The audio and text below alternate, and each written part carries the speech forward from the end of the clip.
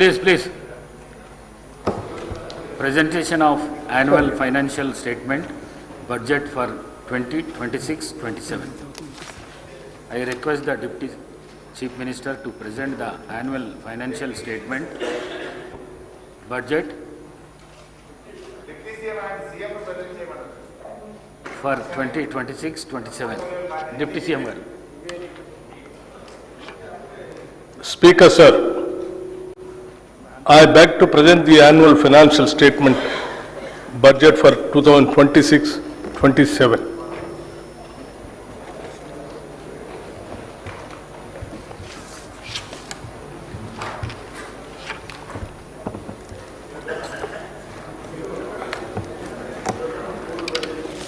గౌరవ అధ్యక్ష, ప్రజల ప్రయోజనాలే పరమావధిగా రాష్ట్ర అభివృద్ధి ధ్యేయంగా సాగుతున్న ఈ ప్రజాప్రభుత్వంలో వరుసగా 4వసారి 2026-27 ఆర్థిక సంవత్సరానికి బడ్జెట్ను ప్రవేశపెట్టే అవకాశం నాకు కల్పించిన తెలంగాణ ప్రజానికానికి, ప్రభుత్వానికి, కాంగ్రెస్ నాయకత్వానికి హృదయపూర్వక కృతజ్ఞతలు తెలుపుకుంటున్నాను.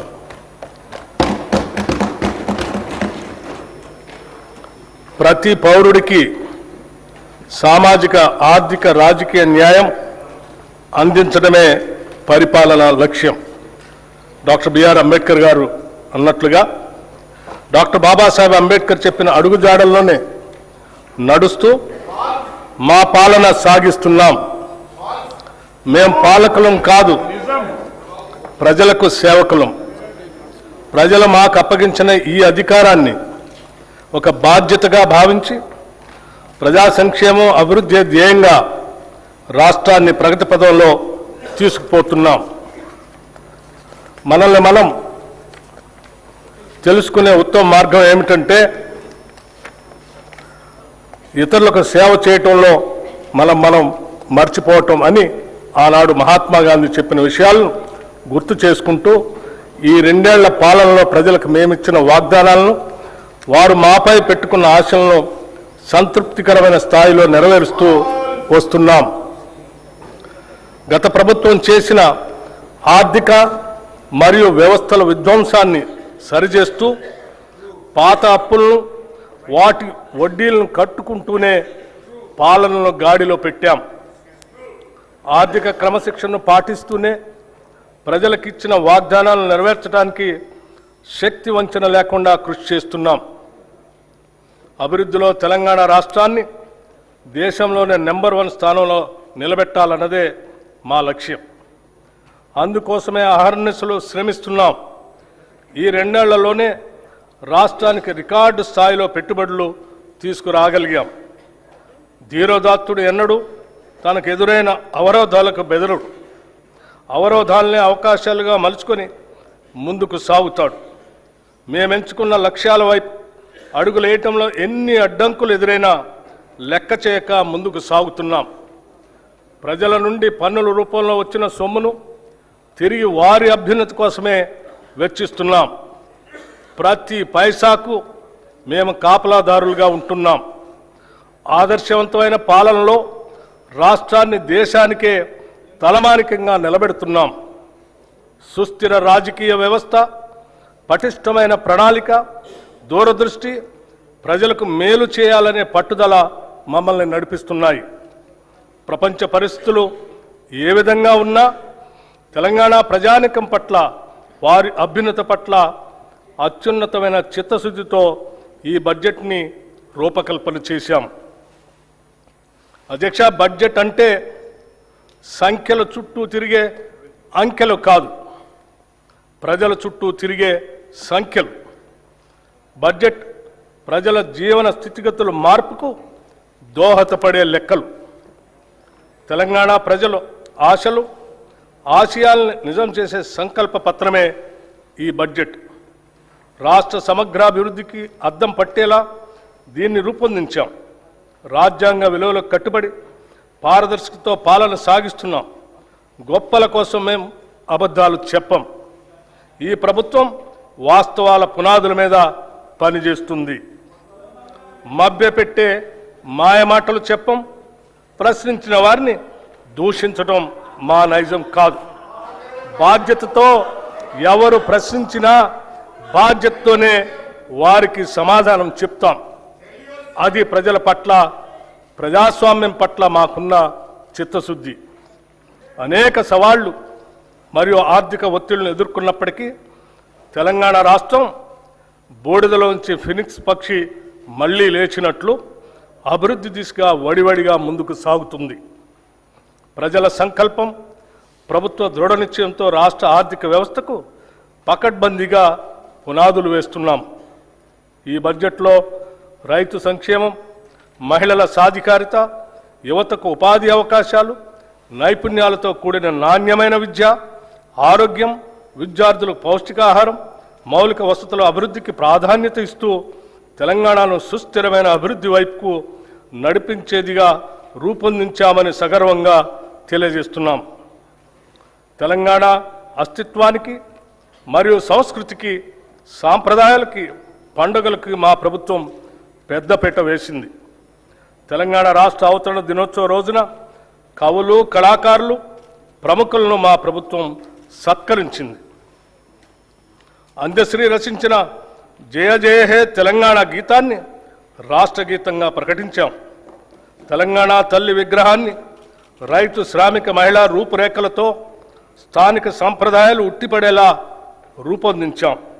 తెలంగాణలో అతిపెద్ద గిరిజన జాతర అయిన మేడారం సమ్మక్క సారలమ్మ జాతరను అత్యంత వైభవంగా నిర్వహించాం.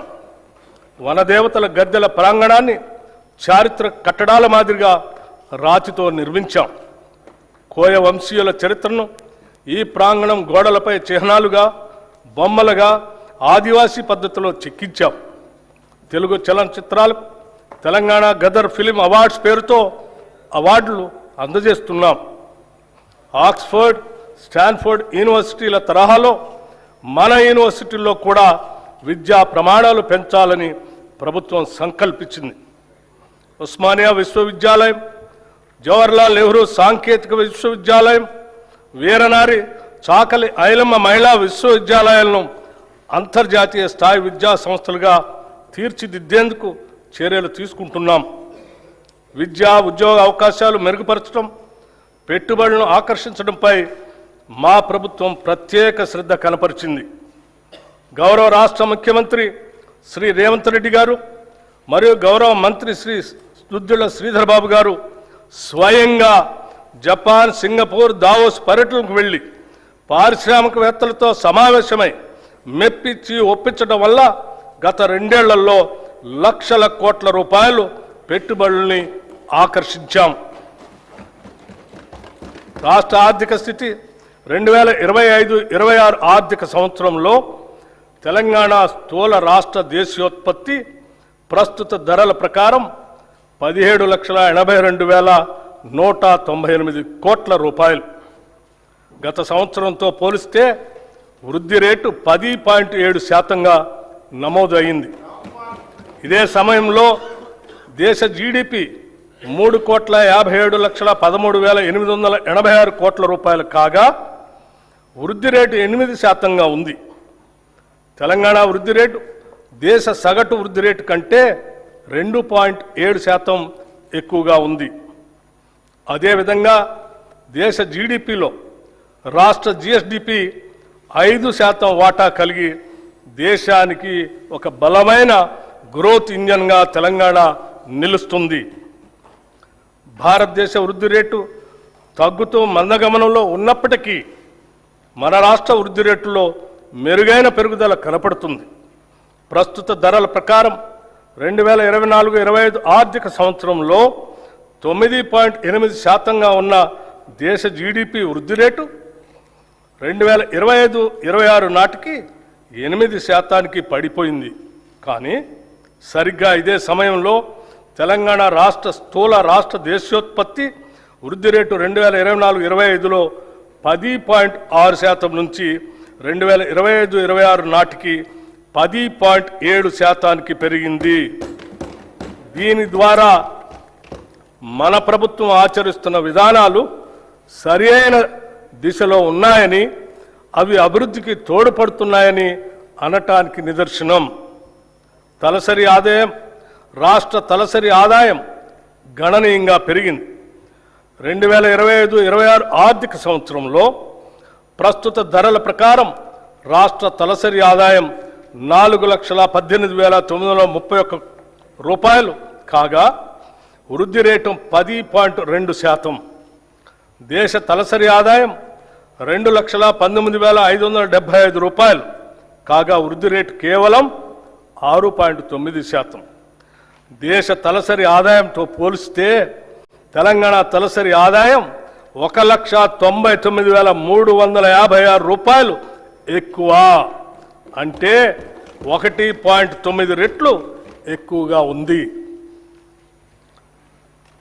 డాక్టర్ ఏపీజే అబ్దుల్ కలాం గారు అన్నట్టు dream dream dream dreams transform into thoughts and thoughts result in action.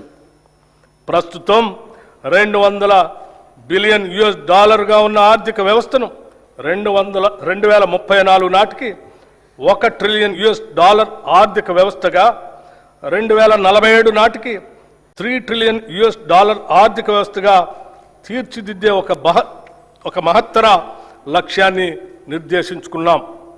ఈ లక్ష్యాన్ని సాధించడం కోసం విభాగాల వారీగా ప్రత్యేక ప్రణాళికలను రూపొందిస్తున్నాం.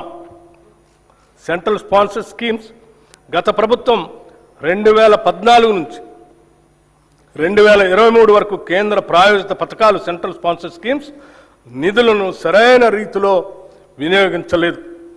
కేంద్రం నుంచి మంజూరైన నిధులను కూడా ఆయా పథకాల అమలుకు ఖర్చు చేయకుండా ఇతర అవసరాలకు నిధులు దారి మళ్లించడం వల్ల కేంద్రం నుంచి రావాల్సిన తదుపరి వాయిదాలు నిలిచిపోయి తెలంగాణకు తీరని నష్టం జరిగింది.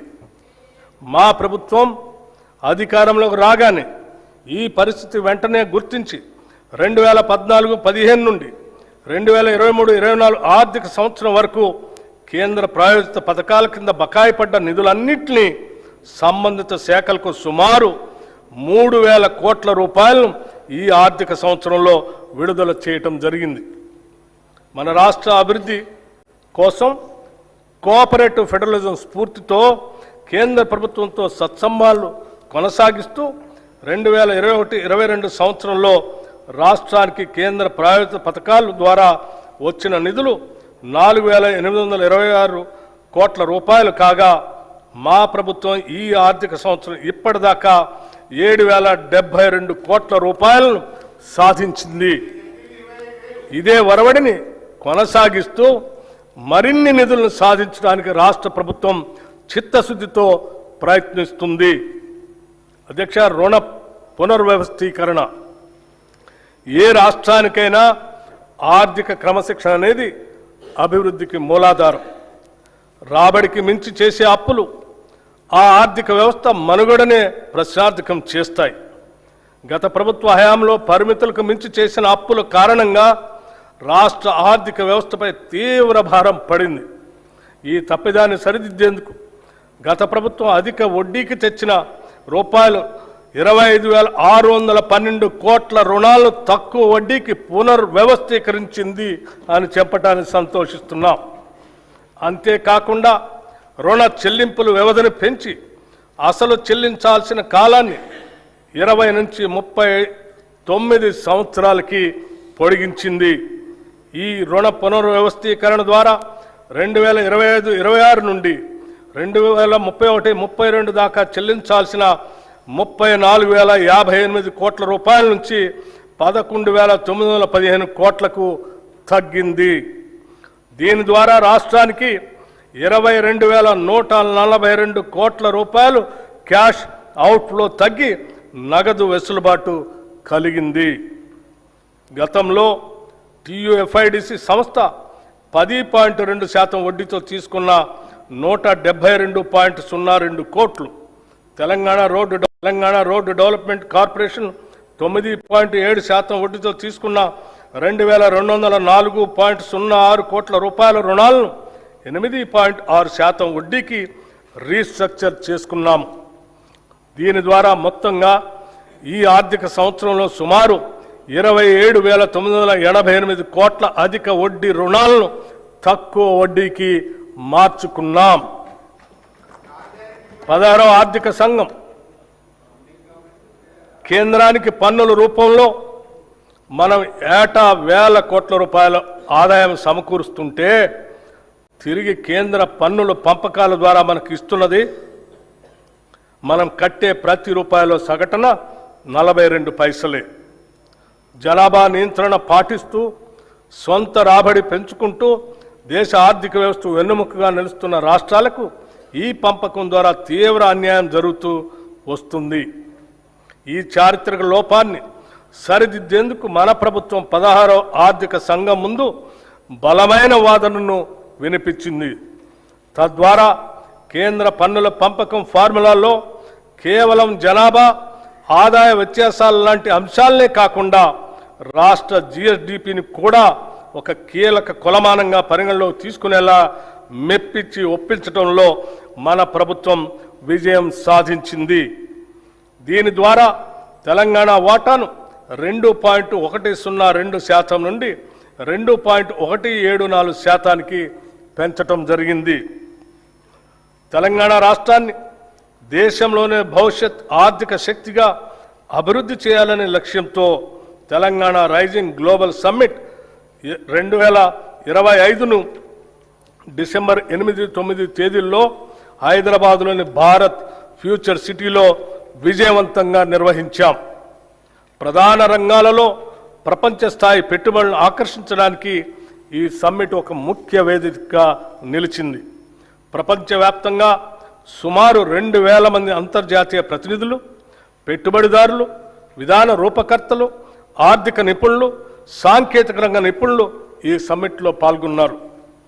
ఈ సమ్మిట్లో నోబెల్ బహుమతి గ్రహీతల ఆర్థికవేత్త శ్రీ అభిజిత్ బెనర్జీ, సామాజికవేత్త శ్రీ కైలాష్ సత్యార్థి, ఆర్బీఐ మాజీ గవర్నర్లు శ్రీ దువ్వూరి సుబ్బారావు, శ్రీ రఘురామ రాజన్, ఆర్థికవేత్త శ్రీ అరవింద్ సుబ్రహ్మణ్యన్, యునైటెడ్ కింగ్డమ్ మాజీ ప్రధాని Shri Tony Blair, World Economic Forum ప్రతినిధి శ్రీ జెర్మీ జగ్గన్స్ వంటి ప్రముఖులు పాల్గొన్నారు. అదేవిధంగా పరిశ్రమల రంగం నుంచి శ్రీ శంతన్ నారాయణ్, శ్రీ ఆనంద్ మహేంద్ర, శ్రీ ప్రేమ్ వాట్సా, శ్రీ ఎరిక్ స్వైడర్ వంటి ప్రముఖ పారిశ్రామికవేత్తలు కూడా పాల్గొన్నారు. ఈ సమ్మిట్ సందర్భంగా తెలంగాణ రైజింగ్ విజన్ 2047 పత్రాన్ని అధికారికంగా విడుదల చేయటం జరిగింది. ఈ విజన్ పత్రం క్యూర్, ప్యూర్, రేర్ అనే 3 ప్రాంతాల ఆధారంగా సమతుల్య సుస్థిర అభివృద్ధి సాధించడానికి రాష్ట్ర దీర్ఘకాలిక అభివృద్ధి వ్యూహాన్ని ప్రతిపాదించింది. సమ్మిట్ సందర్భంగా దాదాపు 100 పైబడి ఎంఓయూలు కుదుర్చుకున్నాం. వీటి ద్వారా సుమారు 5,75,000 కోట్ల రూపాయలు పెట్టుబడులు పెట్టడానికి పెట్టుబడిదారులు తమ ఆసక్తిని వ్యక్తపరిచారు. హైదరాబాద్లో సాఫ్రన్ సిఎఫ్ఎం అంతర్జాతీయ ఏరోక్రాఫ్ట్ ఇంజన్ యొక్క మెయింటెనెన్స్, రిపేర్ మరియు ఓవరాల్ ఎంఆర్ఓ సదుపాయ కేంద్రాన్ని ప్రారంభించడం ఒక చారిత్రాత్మక ప్రభుత్వ విజయం. గౌరవ ముఖ్యమంత్రి శ్రీ రేవంత్ రెడ్డి గారు దావోస్లో next gen life sciences policy 2026-2030ను ఆవిష్కరించారు. ఈ పాలసీ లక్ష్యం 2030 నాటికి ఆర్టిఫిషియల్ ఇంటెలిజెన్స్ పరిశోధనాభివృద్ధి మరియు ఆధునిక తయారీ రంగాల్లో తెలంగాణను ప్రపంచంలో మొదటి 5 లైఫ్ క్లస్టర్లో ఒకటిగా నిలపటం. ఈ రంగంలో ఇప్పటిదాకా 73,360 కోట్ల పెట్టుబడుల్ని ఆకర్షించాము. దీనివల్ల 1,00,000 మందికి ప్రత్యక్షంగా మరియు 2,50,000 మందికి పరోక్షంగా ఉద్యోగాలు సృష్టించబడతాయి. సింగపూర్కు చెందిన ఏజీఐడిసి, వియత్నాంకు చెందిన వెన్ గ్రూప్, జేసీకి ఇన్ఫ్రా ప్రాజెక్ట్స్ లిమిటెడ్ సంస్థల నుంచి మొత్తం 1,03,500 కోట్ల రూపాయల పెట్టుబడులు వస్తాయి. ప్రణాళికాబద్ధంగా అభివృద్ధి సాధించడానికి, ఈ అభివృద్ధికి ప్రజలను వారసులను చేస్తూ ముందుకు సాగటానికి అంతర్జాతీయ స్థాయిలో ఎక్కడా లేని విధంగా క్యూర్, ప్యూర్, రేర్ అనే 3 ప్రధాన ప్రాంతాలుగా గుర్తించాం. క్యూర్లో సేవా రంగానికి, ప్యూర్లో ఉత్పాదక రంగానికి, రేర్లో వ్యవసాయ మరియు వ్యవసాయ అనుబంధ రంగాలకు ప్రాధాన్యత ఇస్తూ రాష్ట్రాన్ని అభివృద్ధి చేస్తున్నాం.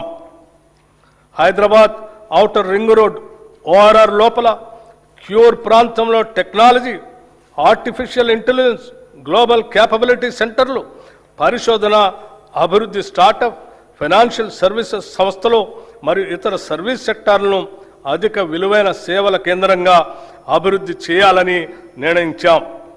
తెలంగాణలో పట్టణ జనాభా 2031 నాటికి 53.8% చేరుకునే అవకాశం ఉంది.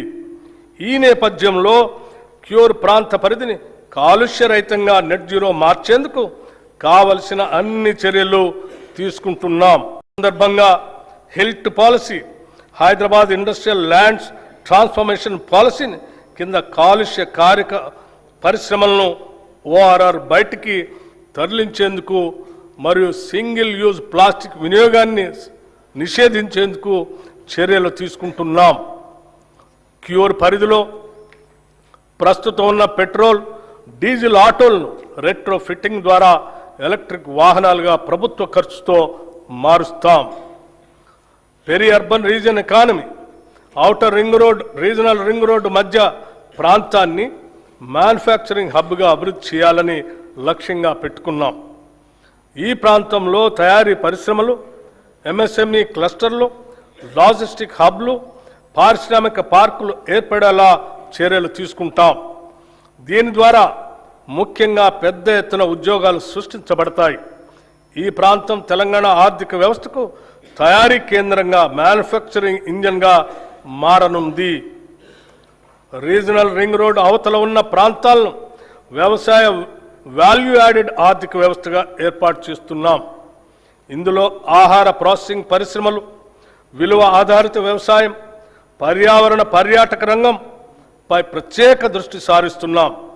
దీని ద్వారా గ్రామీణ ప్రాంతాల ఆదాయం పెరిగి సమగ్ర ప్రాంతీయ అభివృద్ధి సాధ్యమవుతుంది. హైదరాబాద్ అభివృద్ధికి ప్రభుత్వం పలు చర్యలు తీసుకుంటుంది. ఔటర్ రింగ్ రోడ్ అవతల లోపల ఉన్న 20 మున్సిపాలిటీలను, 7 కార్పొరేషన్లను విలీనం చేస్తూ జిహెచ్ఎంసీ ప్రాంతాన్ని పరిపాలనా సౌలభ్యం కోసం ప్రభుత్వం పునర్వ్యవస్థీకరించి నగరంలో సమ్మిళిత మరియు సమాన అభివృద్ధిని సాధించే దిశగా మన ప్రభుత్వం జిహెచ్ఎంసీని కొత్త డివిజన్లు మరియు బ్లాకులతో కూడిన గ్రేటర్ హైదరాబాద్, సైబరాబాద్ మరియు మల్కాజ్గిరి అనే 3 నగరపాలక సంస్థలుగా విభజించింది. అనేక పాలనాపరమైన సంస్కరణలతో పాటు ప్రణాళికాబద్ధమైన అభివృద్ధి కోసం సమర్థులైన అధికారుల్ని నియమించడం జరిగింది. ఈ పునర్వ్యవస్థీకరణ ద్వారా పరిపాలనా వికేంద్రీకరణ, స్థానిక స్థాయిలో జవాబుదారీతనం పెంపు, మౌలిక సదుపాయాల అభివృద్ధి మరియు పౌరులకు వేగవంతమైన సేవలు అందుబాటులోకి రానున్నాయి. ఈ 3 మున్సిపల్ కార్పొరేషన్లతో పాటు హైదరాబాద్ మెట్రోపాలిటన్ వాటర్ సంస్థ, హైడ్రా వంటి సంస్థలన్నింటినీ సమన్వయపరిచే ఒక సంస్థను ఏర్పాటు చేయడానికి తగిన చట్ట సవరణ చేయాలని నిర్ణయించాం.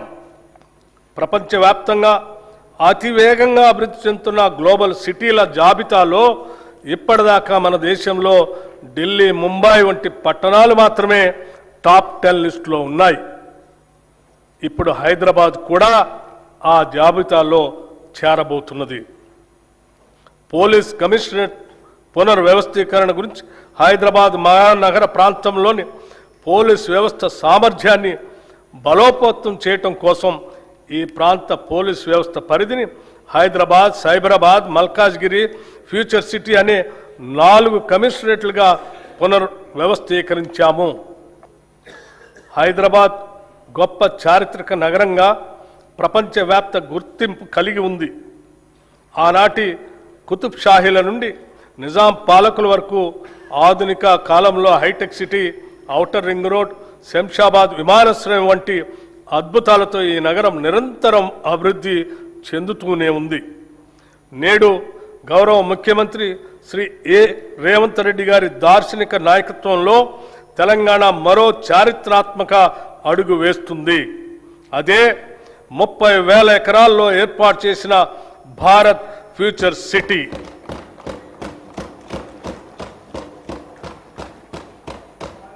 రేడియల్ రోడ్ల నిర్మాణం, ఫ్యూచర్ సిటీని నేరుగా ఆంధ్రప్రదేశ్లోని మచిలీపట్నం పోర్టుకి అనుసంధానించే గ్రీన్ఫీల్డ్ జాతీయ రహదారి, భూగర్భ విద్యుత్ వ్యవస్థ, పర్యావరణ అనుకూల స్మార్ట్ గ్రిడ్లతో ఈ నగరం సుస్థిర అభివృద్ధికి నిదర్శనంగా నిలుస్తుంది. అంతర్జాతీయ ప్రమాణాలకు అనుగుణంగా నైపుణ్యం కలిగిన శ్రామిక శక్తిని తయారు చేయడం కోసం ఇక్కడ స్కిల్ యూనివర్సిటీని ఏర్పాటు చేశాం. ఈ ఫ్యూచర్ సిటీ నిర్మాణం పూర్తి చేసుకుంటే ఈ నగరం అంతర్జాతీయ నగరాల సరసన నిలిచి అంతర్జాతీయ పర్యాటక కేంద్రంగా మారుతుంది. తెలంగాణ ఉద్యమ ఆకాంక్షలలో అత్యంత కీలకమైన ఉద్యోగ నియామకాల భర్తీకి ప్రజాప్రభుత్వం అత్యంత ప్రాధాన్యతనిచ్చింది. గత ప్రభుత్వం నిరుద్యోగుల జీవితాలతో చెలగాటం ఆడింది. టీజీపీఎస్సీ ద్వారా నిర్వహించే అత్యున్నతమైన గ్రూప్ 1, గ్రూప్ 2 పరీక్షలను సమర్థవంతంగా నిర్వహించలేక పరీక్షా పత్రాలు లీక్ కావడంతో రాజ్యాంగబద్ధ సంస్థ అయిన టీజీపీఎస్సీ నవ్వుల పాలైంది. గత ప్రభుత్వ నిర్లక్ష్యానికి ఎందరో నిరుద్యోగులు ప్రాణాలు కోల్పోయారు.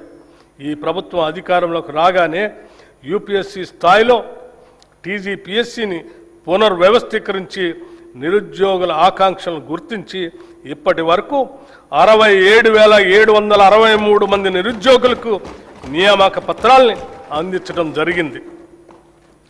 తెలంగాణ రాష్ట్రంలోని బడుగు బలహీన వర్గాలకు అండగా నిలిచేందుకు వీలుగా రాష్ట్రంలో సివిల్ సాధించే లక్ష్యంతో పోటీ పరీక్షలకు సన్నద్ధం అవుతున్న విద్యార్థులకు అండగా నిలిచేందుకు రాజీవ్ సివిల్స్ అభయహస్తం పథకాన్ని ప్రభుత్వం అమలు చేస్తుంది. ఈ పథకం ద్వారా ఈ సంవత్సరం ప్రభుత్వ రంగ సంస్థ అయిన సింగరేణి సంస్థ సిఎస్ఆర్ నిధుల ద్వారా సివిల్స్ మెయిన్ పరీక్షలకు హాజరైన 202 మంది అభ్యర్థులకు ₹1,00,000 చొప్పున ఆర్థిక సహాయం అందించింది. ఈ సహాయం అందుకున్న అభ్యర్థుల్లో 51 మంది ఇంటర్వ్యూలకు సెలెక్ట్ అయ్యారు. వారికి అదనంగా ₹1,00,000 ఆర్థిక సహాయాన్ని అందించాం. వారిలో 20 మంది యూపీఎస్సీ సివిల్ సర్వీసెస్ ఫలితాల్లో మంచి ర్యాంకులు సాధించి తెలంగాణ రాష్ట్ర యువత తమ సత్తాను చాటి చెప్పారు. తెలంగాణ రాష్ట్రంలో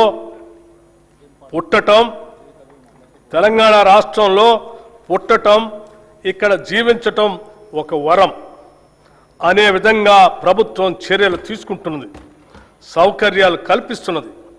ఈ ప్రభుత్వం రాష్ట్రంలోని ప్రతి కుటుంబానికి భద్రత కల్పిస్తుంది. ఒక కుటుంబంలో ఆదాయం తెచ్చే వ్యక్తి దురదృష్టవశాత్తు అకస్మాత్తుగా దూరమైతే ఆ కుటుంబం పడే మానసిక వేదన ఒకటైతే వాళ్ళు ఎదుర్కొనే ఆర్థిక విపత్తు మరొకటి. ఒక్క సంఘటనతో ఆ కుటుంబం రోడ్డున పడుతుంది. ఆ భయం, ఆ అభద్రతా భావం ఏ ఒక్క తెలంగాణ బిడ్డకు ఉండకూడదన్నదే మా ప్రభుత్వ సంకల్పం. ప్రపంచంలోని ఏ అభివృద్ధి చెందిన దేశానికి సాధ్యం కాని రీతిలో కని విని ఎరుగని ఒక మహత్తర జీవిత బీమా పథకానికి ఈ బడ్జెట్లో శ్రీకారం చుడుతున్నాం. సామాజిక అంతరాలతో సంబంధం లేకుండా పేద మధ్యతరగతి ధనిక అనే తేడా చూడకుండా రాష్ట్రంలోని 1,15,00,000 కుటుంబాలకు ప్రతి కుటుంబానికి ₹5,00,000 జీవిత బీమా అందించే విధంగా జూన్ 2, 2026 నుండి ఇందిరమ్మ కుటుంబ జీవిత బీమా పథకంను నూతనంగా ప్రవేశపెడుతున్నాం.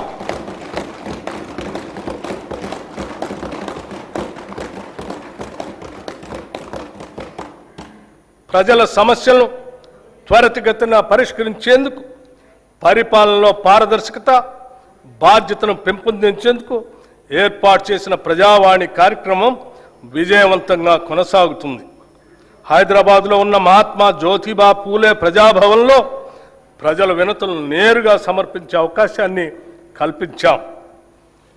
ప్రభుత్వం అమలు చేస్తున్న సంక్షేమ పథకాలు చేపడుతున్న అభివృద్ధి కార్యక్రమాలను ప్రజలకు మరింతగా చేరువ చేయాలనే సంకల్పంతో రాష్ట్రంలో ప్రజాపాలన ప్రగతి ప్రణాళిక పేరుతో 99 రోజుల కార్యక్రమాన్ని ప్రభుత్వం రూపొందించింది. ఈ కార్యక్రమం 2026 మార్చి 6 నుంచి జూన్ 12 వరకు సాగుతుంది. గ్రామ, మండల, నియోజకవర్గ, జిల్లా మరియు రాష్ట్ర స్థాయిల వరకు పరిశుభ్రత, ఫైళ్ల క్లియరెన్స్, ఆరోగ్యం, రోడ్డు సేఫ్టీ, సంక్షేమం, పిల్లల భద్రత, డ్రగ్స్కు నో, రైతు సంక్షేమం, వ్యవసాయం, విద్య, యువత, క్రీడలు, మహిళలు, పర్యావరణం వంటి 10 అంశాలతో కూడిన ఈ కార్యక్రమాన్ని ప్రజాప్రతినిధులు, జిల్లా అధికారులు, స్వయం సహాయక సంఘాల మహిళలు మరియు పౌర సమాజ సంస్థల భాగస్వామ్యంతో అమలు చేస్తున్నాం. గత ప్రభుత్వం అట్టహాసంగా తెచ్చిన ధరణితో రైతులు అలివికాని కష్టాలు ఎదుర్కొన్నారు. ఈ భూ సమస్యలకు శాశ్వత పరిష్కారం కోసం ప్రభుత్వం తెలంగాణ భూభారతి చట్టం 2025ను అమలు చేసింది. ఈ చట్టం ద్వారా ప్రత్యేకమైన భూమి గుర్తింపు వ్యవస్థతో పాటు ఆర్టిఫిషియల్ ఇంటెలిజెన్స్ ఆధారిత భూమిత్ర చాట్ బాట్ను కూడా ప్రవేశపెట్టింది. గ్రామ స్థాయిలో భూ పరిపాలన బలోపేతం చేయడానికి 5010 గ్రామ పాలనా అధికారులతో సహా 8900 మంది సిబ్బందిని నియమించాం. అదనంగా 5520 లైసెన్స్డ్ సర్వేయర్లు తమ సేవలను అందిస్తున్నారు. ఈ సంవత్సరం 3,76,000 కొత్త పట్టాదారు పాస్బుక్స్ జారీ చేయబడ్డాయి. భూభారతి చట్టం అమలులో భాగంగా రిజిస్ట్రేషన్, రెవెన్యూ, సర్వే సేవలను ఒకే వేదికపై తీసుకొని వచ్చాము. దీంతో రైతుల సమస్యలకు త్వరిత పరిష్కారం అందించే అవకాశం కలిగింది. పార్లమెంట్, అసెంబ్లీ, నియోజకవర్గాల పునర్విభజన, పంచాయతీలు, పట్టణ స్థానిక సంస్థల ఏర్పాట్లు, రిజర్వేషన్ల అమలు వంటి ప్రజాస్వామ్య ప్రక్రియలకు మూలాధారమైన జనగణనను డిజిటల్ విధానంలో నిర్వహించేందుకు ఏర్పాట్లు ముమ్మరంగా సాగుతున్నాయి. తెలంగాణ రాష్ట్రం ఏర్పడిన తర్వాత జరుగుతున్న మొట్టమొదటి జనగణన ఇది. దీనిలో స్వీయ నమోదు, సెల్ఫ్ ఎన్యూమరేషన్ విధానం, కులగణన అంశం ఉన్నాయి. మొదటి దశ జనగణన 2026 మే 11 నుండి జూన్ 9 వరకు నిర్వహించబడుతుంది. సెల్ఫ్ ఎన్యూమరేషన్ ప్రక్రియ 2026 ఏప్రిల్ 26 నుండి మే 10 వరకు కొనసాగుతుంది. రెండవ దశ దేశవ్యాప్తంగా 2027 ఫిబ్రవరి 9 నుండి ఫిబ్రవరి 28 వరకు నిర్వహిస్తారు. తదుపరి మార్చి 1, 2027 తేదీని రిఫరెన్స్ డేట్గా తీసుకుంటారు. ప్రజల ఆకాంక్షలను దృష్టిలో ఉంచుకొని ఈ ప్రజాప్రభుత్వం అభయహస్తం పేరుతో ప్రజాహిత పథకాలను అమలుపరుస్తుంది. కనీస సదుపాయాలు కూడా లేని వారికి ఉపయోగపడే విధంగా మహాలక్ష్మి, గృహజ్యోతి, ఇందిరమ్మ ఇళ్ళు, మహిళా శక్తి మిషన్ వంటి పథకాలు పేదల జీవితాల్లో వెలుగులు నింపుతున్నాయి. మహాలక్ష్మి పథకం మేము అధికారంలోకి వచ్చిన వెంటనే అమలుపరిచిన మొదటి వాగ్దానం. ఉచిత బస్సు ప్రయాణం. ఈ పథకం ద్వారా ప్రతిరోజు రాష్ట్రంలోని 34,37,000 మంది ఆడబిడ్డలు ఉచితంగా ఆర్టీసీ బస్సులో ప్రయాణిస్తున్నారు. ఇప్పటి వరకు ఈ పథకం ద్వారా రాష్ట్రంలోని మహిళలు 269,68,00,000 ఉచిత ప్రయాణాలు చేసి దాదాపు 9,222 కోట్ల రూపాయలని ఆదా చేసుకున్నారు. 500కే గ్యాస్ సిలిండర్. వంట గ్యాస్ సిలిండర్ భారం నుంచి మహిళలను ఉపశమనం కల్పించేందుకు 500 రూపాయలకే గ్యాస్ సిలిండర్ను అందించే పథకాన్ని ప్రభుత్వం ప్రారంభించింది. ఈ పథకం కింద రాష్ట్రంలో 42,90,000 కుటుంబాలకి లబ్ధి చేకూరింది. ఈ పథకం ద్వారా సుమారు 752 కోట్ల రూపాయలు మహిళలకు ఆదా అయింది. గృహజ్యోతి పథకం ద్వారా సుమారు 53,09,000 పేద మధ్యతరగతి కుటుంబాలకి 200 యూనిట్ల వరకు ఉచిత కరెంటు అందిస్తున్నాం. ఈ పథకం కింద ఇప్పటి వరకు 10,97,00,000 సున్నా బిల్లులు జారీ చేయబడ్డాయి. ఈ సబ్సిడీ కింద 3,954 రూపాయలు విద్యుత్ సంస్థలకు ప్రభుత్వం చెల్లించింది. చేయూత పథకానికి అర్హులైన వారికి 2 లక్షల నూతన పెన్షన్లు ఇవ్వటానికి మంజూరు చేస్తున్నాము. చేయూత పథకానికి అర్హులైన వారికి 2 లక్షల నూతన పెన్షన్లు మంజూరు చేస్తున్నాము. రాష్ట్రంలోని ఐకేపీ సంఘాల్లోని 1 కోటి మంది మహిళలను కోటీశ్వరం చేయాలనేది మా ప్రభుత్వ సంకల్పం. అందుకోసం 5 సంవత్సరాల్లో 1,00,000 కోట్ల రూపాయల మేరకు బ్యాంకు ద్వారా రుణాలను ఇప్పించే ప్రయత్నం చేస్తున్నాం. దీనిలో భాగంగా ఇప్పటికే 57,938 కోట్ల రూపాయల రుణం ఇప్పించడం జరిగింది. వడ్డీ లేని రుణాల పథకం కింద 2023 డిసెంబర్ నుండి ఈనాటి వరకు పట్టణ గ్రామీణ సెల్ఫ్ హెల్ప్ గ్రూప్స్ కి 1,329 కోట్ల వడ్డీ రాయితీని విడుదల చేయటం జరిగింది. రాష్ట్రంలో 67 లక్షల మహిళలతో ఐకేపీ బలమైన స్వయం సహాయక సంఘాల నెట్వర్క్గా ఏర్పడింది. మహిళా సంఘాలతో శిల్పారామంలో 106 స్టాళ్లతో ఇందిరా మహిళా శక్తి బజార్ ఏర్పాటు చేశాం. ఈ సముదాయం యొక్క ఉత్పత్తులు 7,68,00,000కి చేరాయి. సెల్ఫ్ హెల్ప్ గ్రూప్స్ ద్వారా 600 బస్సులను కొనుగోలు చేసి టీజీఎస్ఆర్టీసీకి అద్దెకి ఇవ్వటానికి ప్రభుత్వం నిర్ణయించి మొదటి దశలో 177,84,00,000 రూపాయలతో 494 బస్సుల్ని కొనుగోలు చేసింది. నారాయణపేట మరియు సంగారెడ్డిలో 2 పెట్రోల్ బంకులు ఏర్పాటు చేశాం. 28 పెట్రోల్ బంకుల ఏర్పాటు పురోగతిలో ఉన్నాయి. మహిళా సాధికారితను మరింత బలోపేతం చేయడానికి ఇప్పటికే ఉన్న 10 జిల్లాలకు అదనంగా 22 జిల్లాల్లో ఇందిరా మహిళా శక్తి భవనాలు ఏర్పాటు చేస్తున్నాము. మారుమూల ప్రాంతాల్లో ఉన్న షెడ్యూల్డ్ తెగల వారికి 12,600 కోట్ల రూపాయల బడ్జెట్తో ఇందిరా సవర గిరి జల వికాసం పథకం ద్వారా 100% సబ్సిడీతో సోలార్ పంప్ సెట్లు అందించి వారి పురోగతికి ఇతోధికంగా తోడ్పడతాం. 6 లక్షల ఎకరాల పోడు భూముల్లో అటవీ ఉత్పత్తులకు సంబంధించిన తోటల పెంపకాన్ని ప్రోత్సహించి 2,10,000 గిరిజన రైతులకు ఈ సౌకర్యం అందిస్తాము. ఈ పథకాన్ని ఇప్పటికే అచ్చంపేటలో పైలట్ ప్రాజెక్టుగా ప్రారంభించాము. దీని విధి విధానాలు అధ్యయనం చేసి రాష్ట్ర వ్యాప్తంగా అమలు చేస్తాం. దేశానికి అన్నం పెడుతున్న రైతు సంక్షేమమే ప్రథమ ప్రాధాన్యతగా మేము భావిస్తున్నాం. రైతులకు ప్రభుత్వం ఇస్తున్న ప్రోత్సాహంతో వ్యవసాయ దిగుబడుల్లో తెలంగాణ రాష్ట్రం దేశంలోనే మొదటి స్థానంలో నిలిచింది. రైతులకు పెట్టుబడి సహాయం కోసం రైతు భరోసా పథకం ద్వారా ప్రతి సీజన్కు ఎకరాకి 6,000 చొప్పున 2 పంటలు కలిపి సంవత్సరానికి 12,000 రూపాయలు సహాయం అందిస్తున్నాం. రైతులకు మద్దతు ధరనివ్వటం కోసం వారికి ప్రోత్సాహకంగా సన్న వడ్లకు క్వింటాకు 500 రూపాయల చొప్పున అందజేస్తూ ప్రభుత్వం వారికి అండగా నిలుస్తుంది. దీని ద్వారా ప్రతి ఎకరానికి రైతుకు సగటున దాదాపు 25 క్వింటాళ్లు దిగుబడి వస్తుందని పరిగణిస్తే ఒక్క సీజన్కు ఎకరానికి రైతుకు సుమారు 12,500 రూపాయలు ఆదాయం వస్తుంది.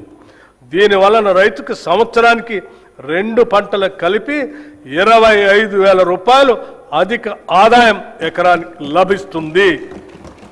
2024-25 సంవత్సరంలో 284,16,000 మెట్రిక్ టన్నుల వరి 1,27,00,000 ఎకరాల్లో పండింది. ఫిలిప్పైన్స్కు 22,750 మెట్రిక్ టన్నుల బియ్యం తెలంగాణ నుంచి ఎగుమతి చేయటం జరిగింది. దీని ద్వారా మన బియ్యానికి డిమాండ్ పెరిగి రైతాంగానికి మరింతగా మద్దతు ధర లభించింది. రాష్ట్రంలో ఉద్యాన పంటల విస్తీర్ణం సుమారు 13 లక్షల ఎకరాలుగా ఉంది. మామిడి, సీతాఫలం, మిరప, పసుపు, నారింజ వంటి పంటల అభివృద్ధికి మా ప్రభుత్వం ప్రాధాన్యత ఇస్తుంది. 79,287 మంది రైతులు 2,90,466 ఎకరాల్లో ఆయిల్ పామ్ పంటను సాగు చేస్తున్నారు. ఈ పంటను మరో 68,000 ఎకరాల్లో విస్తరించేందుకు ప్రణాళిక రూపొందించాం. మైక్రో ఇరిగేషన్ పద్ధతులను 2,34,000 ఎకరాల్లో అమలు చేయాలని నిర్ణయించాం. ఈ బడ్జెట్లో వ్యవసాయం, రైతు సంక్షేమానికి 23,179 కోట్ల రూపాయలు ప్రతిపాదిస్తున్నాం.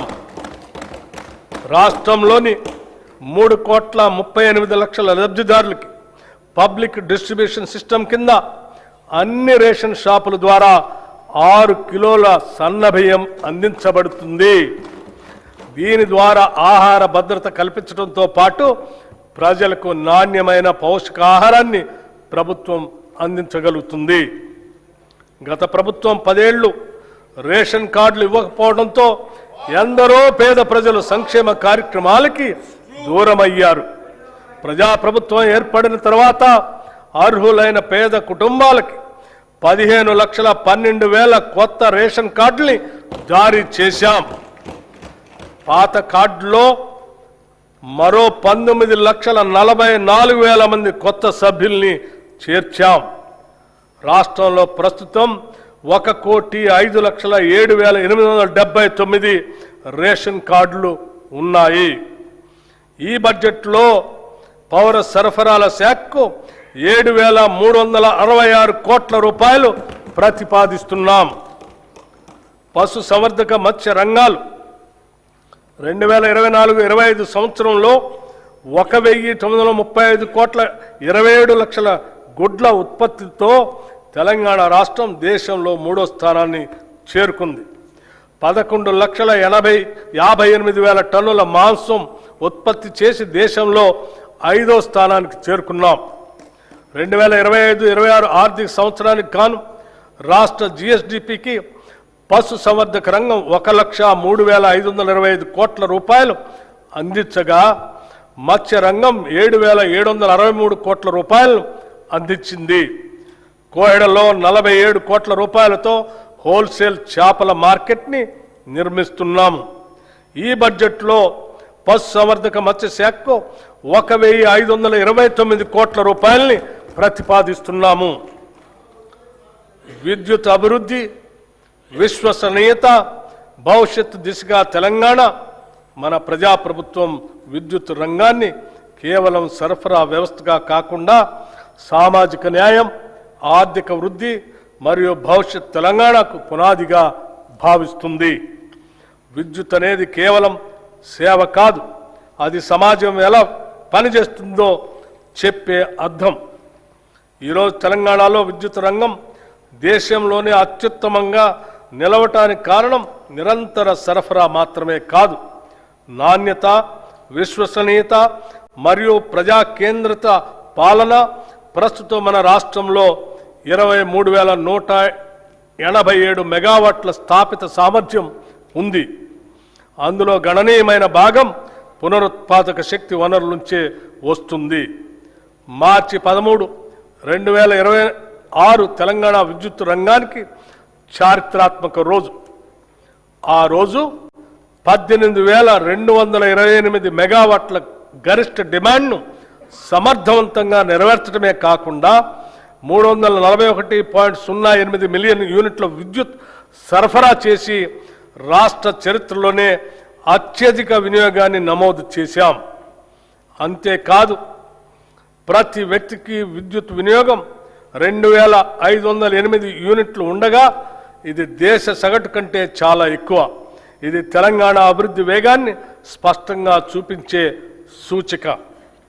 ఒకప్పుడు విద్యుత్ కొరత గురించి మాట్లాడుకునే తెలంగాణ ఈరోజు విద్యుత్ భవిష్యత్తును రూపొందించే తెలంగాణగా మారింది.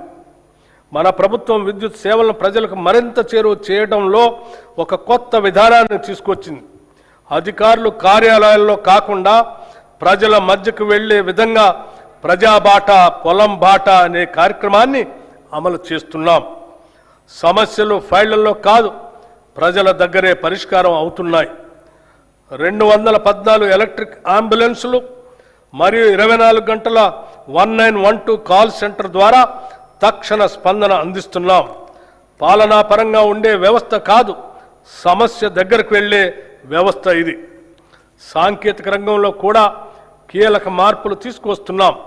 రియల్ టైం ఫీడర్ మానిటరింగ్ వంటి ఆధునిక వ్యవస్థలు అమలు చేస్తూ సరఫరా నాణ్యతను నిరంతరం పరీక్షించే స్థాయికి తీసుకొచ్చాం. ఇటీవల ఎస్ఎల్సి ఛార్జీల సవరణ ద్వారా కొత్త విద్యుత్ కనెక్షన్లు కాంటాక్ట్ లెస్ విధానంలో అందించే వ్యవస్థను ప్రవేశపెట్టాం.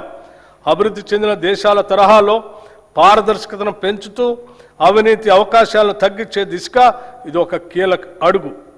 విద్యుత్ మౌలిక సదుపాయాల విస్తరణలో తెలంగాణ ఒక కొత్త ప్రమాణాన్ని నెలకొల్పుతుంది. ట్రాన్స్ఫార్మర్లు, సబ్స్టేషన్లు, నెట్వర్క్ సామర్థ్యం ప్రతి స్థాయిలో బలోపేతం అవుతున్నాయి.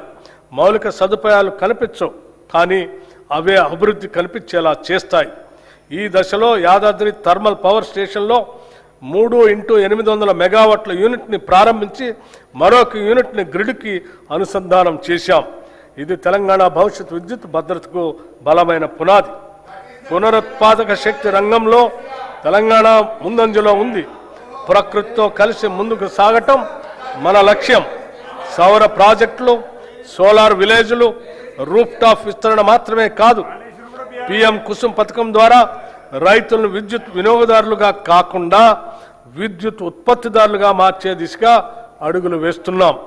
ఇది రైతును వ్యవసాయకర్తగా మాత్రమే కాకుండా శక్తి రంగంలో భాగస్వామిగా నిలబడుతుంది. ఇప్పుడు శక్తి రంగం భవిష్యత్తు గురించి మాట్లాడాల్సిన సమయం వచ్చింది. శక్తిని ఉత్పత్తి చేయడం ఒక దశ, దాన్ని నిల్వ చేసి సమర్థవంతంగా వినియోగించడం భవిష్యత్తు.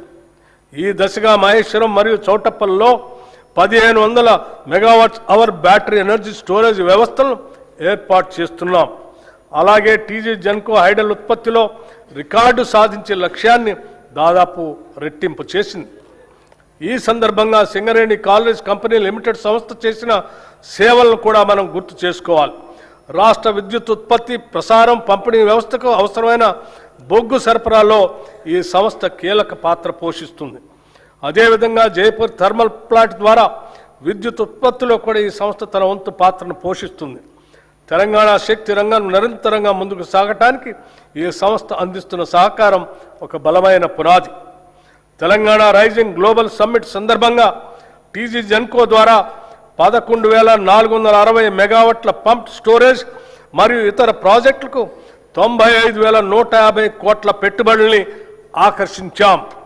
అదే సమయంలో రెడ్కో ద్వారా 1,23,350 కోట్ల పెట్టుబడులతో 12 ఒప్పందాలు కుదుర్చుకొని రాష్ట్రాన్ని గ్రీన్ ఎనర్జీ కేంద్రంగా తీర్చిదిద్దే దిశగా అడుగులు వేస్తున్నాం. ఇవి కేవలం పెట్టుబడులే కాదు, భవిష్యత్ తెలంగాణ శక్తి నిర్మాణానికి పునాదులు. పట్టణాభివృద్ధిలో కూడా తెలంగాణ కీలక పాత్ర పోషిస్తుంది. హైదరాబాద్ భూగర్భ కేబులింగ్ పనులు చేపడుతూ నగరాన్ని మరింత సురక్షితంగా, ఆధునికంగా మార్చుతున్నాం. రాష్ట్రంలో ఇప్పటికే 1036 ఎలక్ట్రిక్ వాహన్ ఛార్జింగ్ స్టేషన్లు ఏర్పాటు చేసి పర్యావరణ రహిత రవాణా వైపు తెలంగాణ వేగంగా ముందుకు పోతుంది.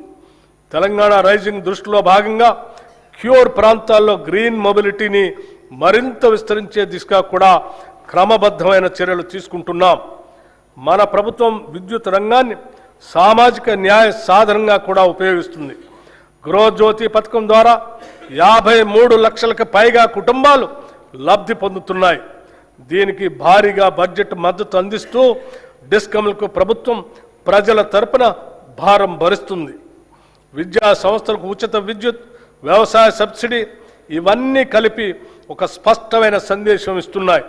రైతుకి ఇచ్చే విద్యుత్ ఖర్చు కాదు, ఇది భవిష్యత్తుకు పెట్టుబడి. రైతు డిస్కమ్ ఏర్పాటు ద్వారా వ్యవసాయానికి మరింత కేంద్రీకృత మరియు నాణ్యమైన సేవలు అందించే దిశగా ముందుకు సాగుతున్నాం. చీకటి పోవటం అంటే కేవలం వెలుగు రావటం కాదు, ప్రజల్లో నమ్మకం పెరగటం. మన లక్ష్యం స్పష్టంగా ఉంది. ప్రతి ఇంటికి విద్యుత్, ప్రతి రైతుకి భరోసా, ప్రతి పరిశ్రమకు శక్తి, ప్రతి పౌరునికి నాణ్యమైన సేవ. విద్యుత్ సరఫరా చేయటం మన బాధ్యత. భవిష్యత్ తెలంగాణను శక్తివంతం చేయటం మన సంకల్పం. ఈ బడ్జెట్లో విద్యుత్ శాఖకు 21,285 కోట్ల రూపాయలు ప్రతిపాదిస్తున్నాం. మహాత్మా జ్యోతిరావు పూలే గారు చెప్పినట్లు చదువు లేకపోతే జ్ఞానం రాదు, జ్ఞానం లేకపోతే నైతిక విలువలు ఉండవు, నైతిక విలువలు లేకపోతే అభివృద్ధి సాధ్యం కాదు. సమాజంలోని అట్టడుగు వర్గాలకు చదువు ఒక్కటే ఉంటే ఇవన్నీ లభిస్తాయి. నిజమైన విద్య సాధికారతనిస్తుంది. యంగ్ ఇండియా ఇంటిగ్రేటెడ్ రెసిడెన్షియల్ పాఠశాల ఏ దేశ భవిష్యత్తు అయినా విద్యతోనే నిర్మితమవుతుంది. ఈ సత్యాన్ని గుర్తించిన ప్రభుత్వం విద్యా రంగంలో చారిత్రాత్మక మార్పులు తీసుకొచ్చే దిశగా అడుగులు వేస్తుంది. నాణ్యమైన నైపుణ్యం కలిగిన విద్యను అందించాలనే సంకల్పంతో అన్ని అసెంబ్లీ నియోజకవర్గాల్లో యంగ్ ఇండియా ఇంటిగ్రేటెడ్ రెసిడెన్షియల్ పాఠశాలని మంజూరు చేయాలని నిర్ణయించాం.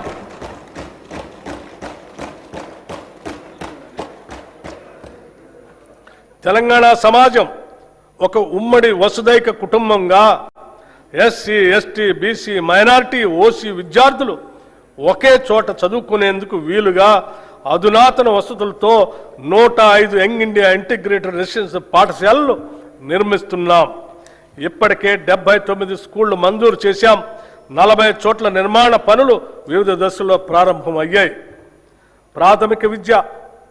ప్రాథమిక విద్యను బలోపేతం చేయటానికి 33 జిల్లాల్లో 1,362 ప్రీ ప్రైమరీ విభాగాలను పైలట్ ప్రాజెక్టుగా ప్రారంభించాం. రాబోయే విద్యా సంవత్సరంలో ఈ కార్యక్రమాన్ని 2,000 నుండి 2,500 ప్రభుత్వ పాఠశాలలకు విస్తరించేందుకు ప్రణాళిక సిద్ధం చేస్తున్నాం. బాలికల విద్యను ప్రోత్సహించేందుకు 2025-26 విద్యా సంవత్సరంలో 93 కస్తూర్బా గాంధీ బాలిక విద్యాలయాలను young India institutes of excellence గా ప్రకటించి 120 కేజీబీవీఎల్ ఇంటర్మీడియట్ స్థాయికి పెంచాం. తెలంగాణ పబ్లిక్ స్కూల్స్ ఎంపిక చేసిన ప్రస్తుత ప్రభుత్వ పాఠశాలను ఆధునిక మౌలిక సదుపాయాలు, శిక్షణ పొందిన ఉపాధ్యాయులు, డిజిటల్ సదుపాయాలు, ప్రత్యేక రవాణా వ్యవస్థలతో అన్ని వనరులతో కూడిన క్యాంపస్గా అభివృద్ధి చేయాలని ప్రతిపాదించాం.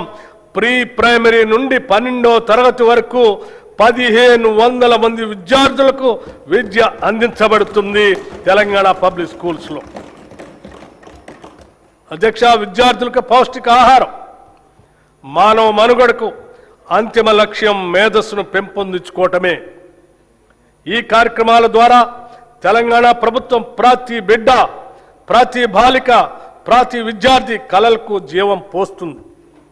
తెలంగాణ విద్యార్థులు ఎదిగితే తెలంగాణ రాష్ట్రమే దేదీప్యమానంగా ఎదుగుతుంది. ఈ ఉద్దేశాన్ని సాధించడం కోసం మా ప్రభుత్వం విద్యార్థుల పోషణ, విద్యా ఫలితాలను మెరుగుపరచడానికి వీలుగా 2 నూతన పథకాలు ఈ బడ్జెట్లో ప్రవేశపెడుతున్నాం. విద్యార్థులకి బ్రేక్ఫాస్ట్ పథకం 2026-27 విద్యా సంవత్సరం నుంచి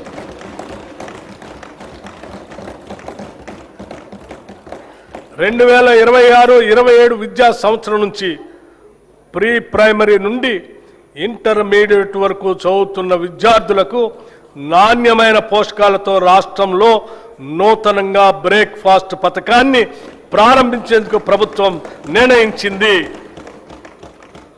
ఈ బ్రేక్ఫాస్ట్లో ప్రతి విద్యార్థికి వారానికి అల్పాహారంతో పాటు 3 రోజులు పాలు మరియు మిగతా 3 రోజులు రాగి జావా అందిస్తాము.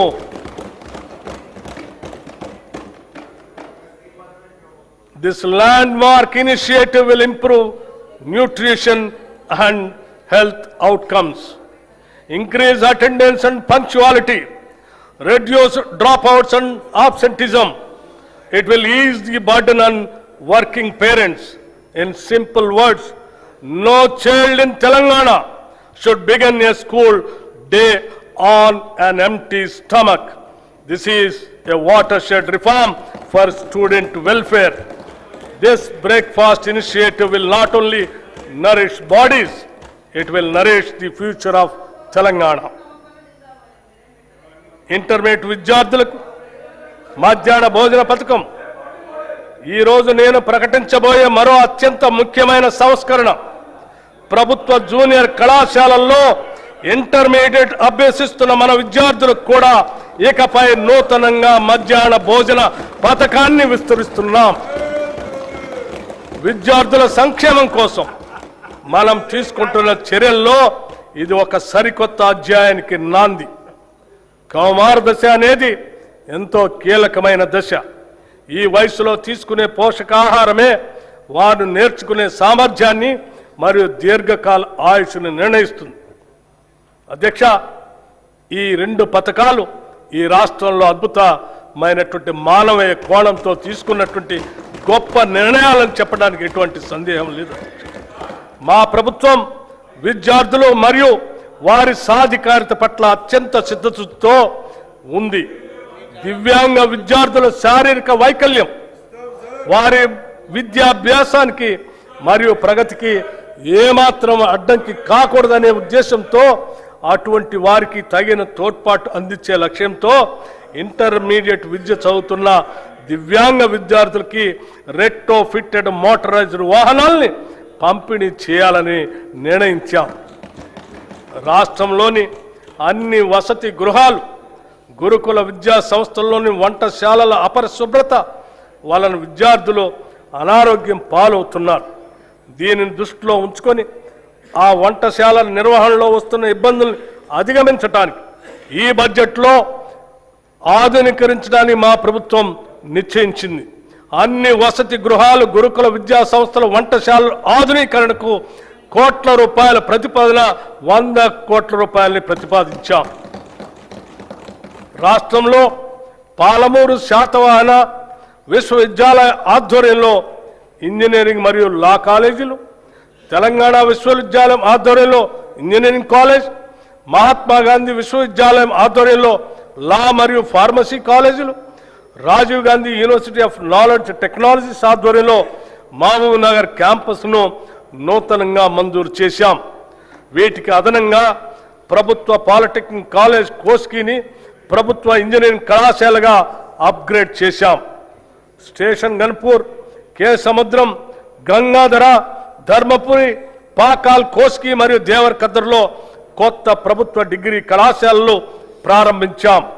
దీంతో రాష్ట్రంలో ప్రభుత్వ డిగ్రీ కళాశాల సంఖ్య 149కి పెరిగింది.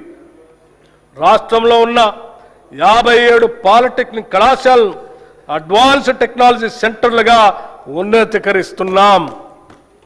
యువతను భవిష్యత్ ఉద్యోగ అవకాశాలు కల్పించడానికి, ఎంటర్ప్రెన్యూర్లుగా ఎదగటానికి వీలుగా పాలిటెక్నిక్ కళాశాలలో 15 కొత్త కోర్సులు 2026-27 విద్యా సంవత్సరంలో ప్రారంభిస్తున్నాం.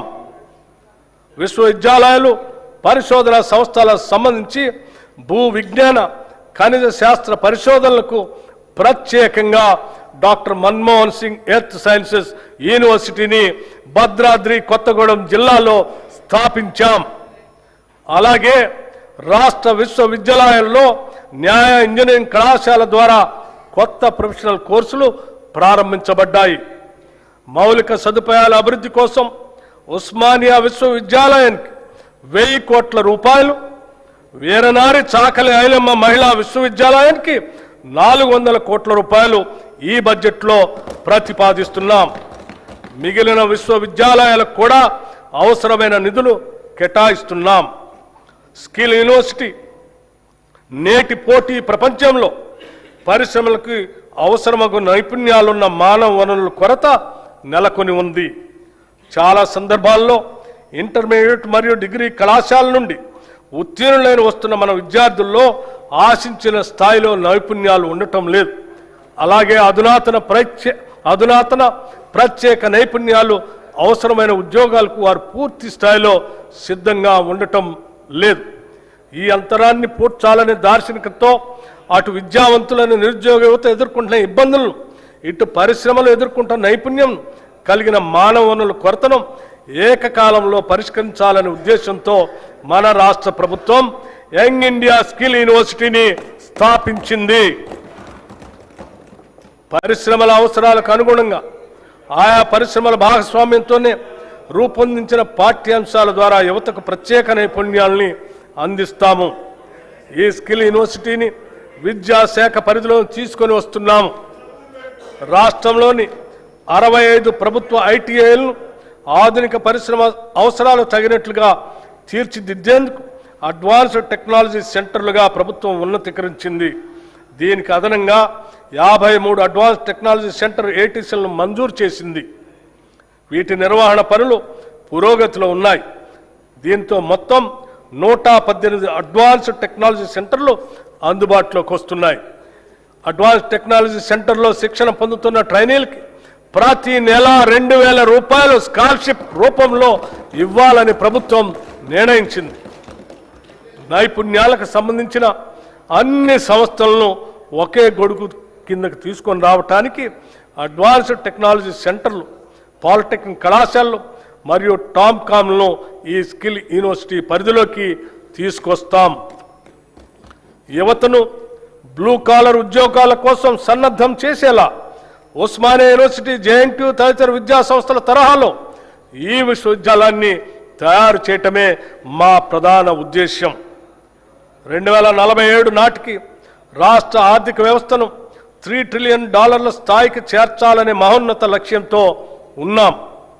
ఇందుకు మనకు భారీ సంఖ్యలో నైపుణ్యం కలిగిన మానవ వనరులు అవసరం. భారతదేశంతో పాటు ప్రపంచవ్యాప్తంగా ఉన్న నైపుణ్య ఆధారిత బ్లూ కాలర్ ఉద్యోగ అవకాశాలకు అవసరమైన మానవ వనరులను అందించడంలో తెలంగాణ రాష్ట్రాన్ని యావత్ ప్రపంచానికి ఆదర్శంగా తీర్చిదిద్దాలని మేము భావిస్తున్నాం. పిల్లల భవిష్యత్తు కోసం తీసుకునే నిర్ణయాలు ఎప్పుడూ ఖర్చు కాదు, అవి పెట్టుబడులు మాత్రమే. అమ్మ కలలు పిల్లల చదువు, ఇవే తెలంగాణ భవిష్యత్తు. అమ్మ కలలు పిల్లల చదువు, ఇవే తెలంగాణ భవిష్యత్తు. ఈ బడ్జెట్లో విద్యారంగానికి 26,674 కోట్ల రూపాయలు ప్రతిపాదిస్తున్నాం. రాష్ట్రంలోని పేద ప్రజలందరికీ నాణ్యమైన వైద్య సేవలు అందించడమే లక్ష్యంగా మా ప్రభుత్వం ప్రజా ఆరోగ్య వ్యవస్థను బలోపేతం చేస్తుంది. తెలంగాణ రైజింగ్ విజన్ 2047 లక్ష్యాల మేరకు రాష్ట్ర ప్రభుత్వం మాతా శిశు సంక్షేమ ఆరోగ్యం, యువత ఆరోగ్యం, దీర్ఘకాలిక వ్యాధుల నియంత్రణ, అలాగే మానసిక ఆరోగ్య సంరక్షణపై ప్రత్యేక ప్రాధాన్యం ఇస్తుంది. ప్రభుత్వ ఆసుపత్రులను బలోపేతం చేయడానికి జిల్లా కేంద్రాల్లో డే కేర్ క్యాన్సర్ సెంటర్లు, నాన్ కమ్యూనికబుల్ వ్యాధుల క్లినిక్స్, వృద్ధుల ప్రత్యేక క్లినిక్స్, పాలియేటివ్ కేర్ సెంటర్లు, ట్రాన్స్జెండర్ల కోసం మైత్రి క్లినిక్స్ ఏర్పాటు చేయబడ్డాయి. ఇంతకాలం గ్రాంటిన్ ఎయిడ్ సంస్థగా ఉన్న 12,720 బెడ్స్ సామర్థ్యం కల తెలంగాణ వైద్య విధాన పరిషత్తును పూర్తి స్థాయి ప్రభుత్వ సెకండరీ హెల్త్ కేర్ విభాగంగా చేస్తున్నాం.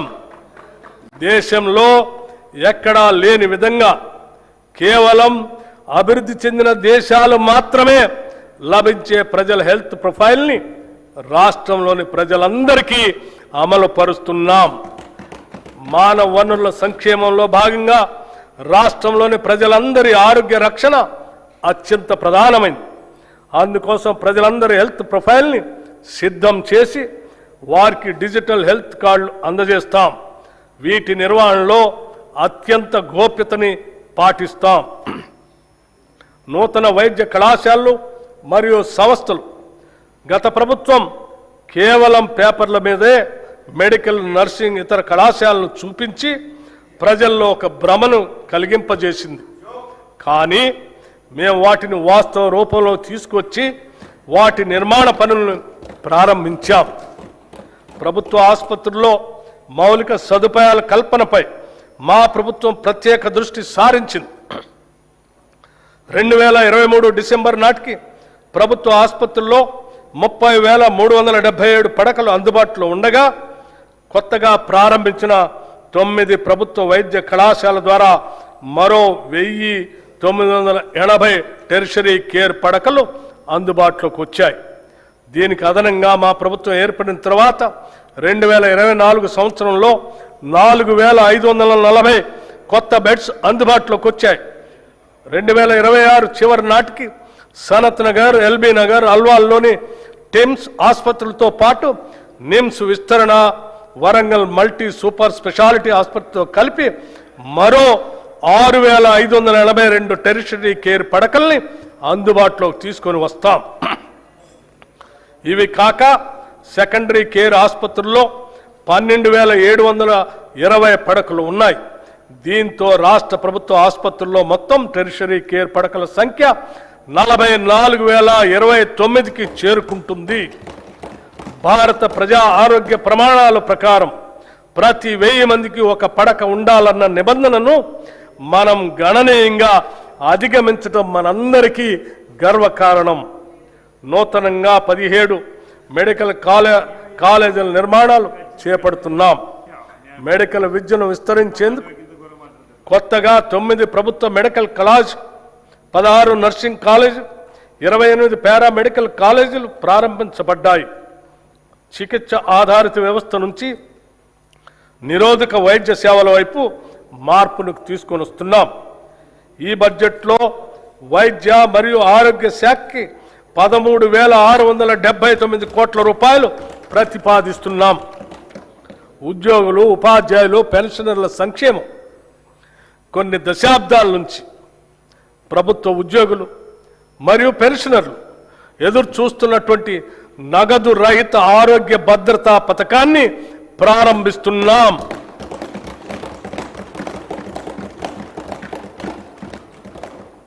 ఈ పథకం ఉద్యోగస్తులు, పెన్షనర్లు, వారిపై ఆధారపడిన కుటుంబ సభ్యులు అందరికీ వర్తిస్తుంది. ఇది ప్రభుత్వ ఉద్యోగస్తులకి, పెన్షనర్లకి ఈ ప్రభుత్వం కల్పిస్తున్న భద్రత మరియు భరోసా. ఈ నగదు రహిత ఆరోగ్య భద్రత పథకాన్ని రాజీవ్ ఆరోగ్యశ్రీ ట్రస్ట్ ద్వారా అమలు చేస్తాం. ప్రభుత్వ ఆసుపత్రులతో పాటు 421 ఎంపానెల్ ప్రైవేట్ ఆసుపత్రుల్లో 1,998 వ్యాధులకు ఈ పథకం ద్వారా చికిత్సను పొందవచ్చు. ప్రతి ఉద్యోగికి డిజిటల్ హెల్త్ కార్డు అందిస్తాం. ఈ పథకం ద్వారా దాదాపు 23,51,000 మంది ప్రభుత్వ ఉద్యోగస్తులు, పెన్షనర్లు, వారిపై ఆధారపడిన కుటుంబ సభ్యులు లబ్ధి పొందుతారు.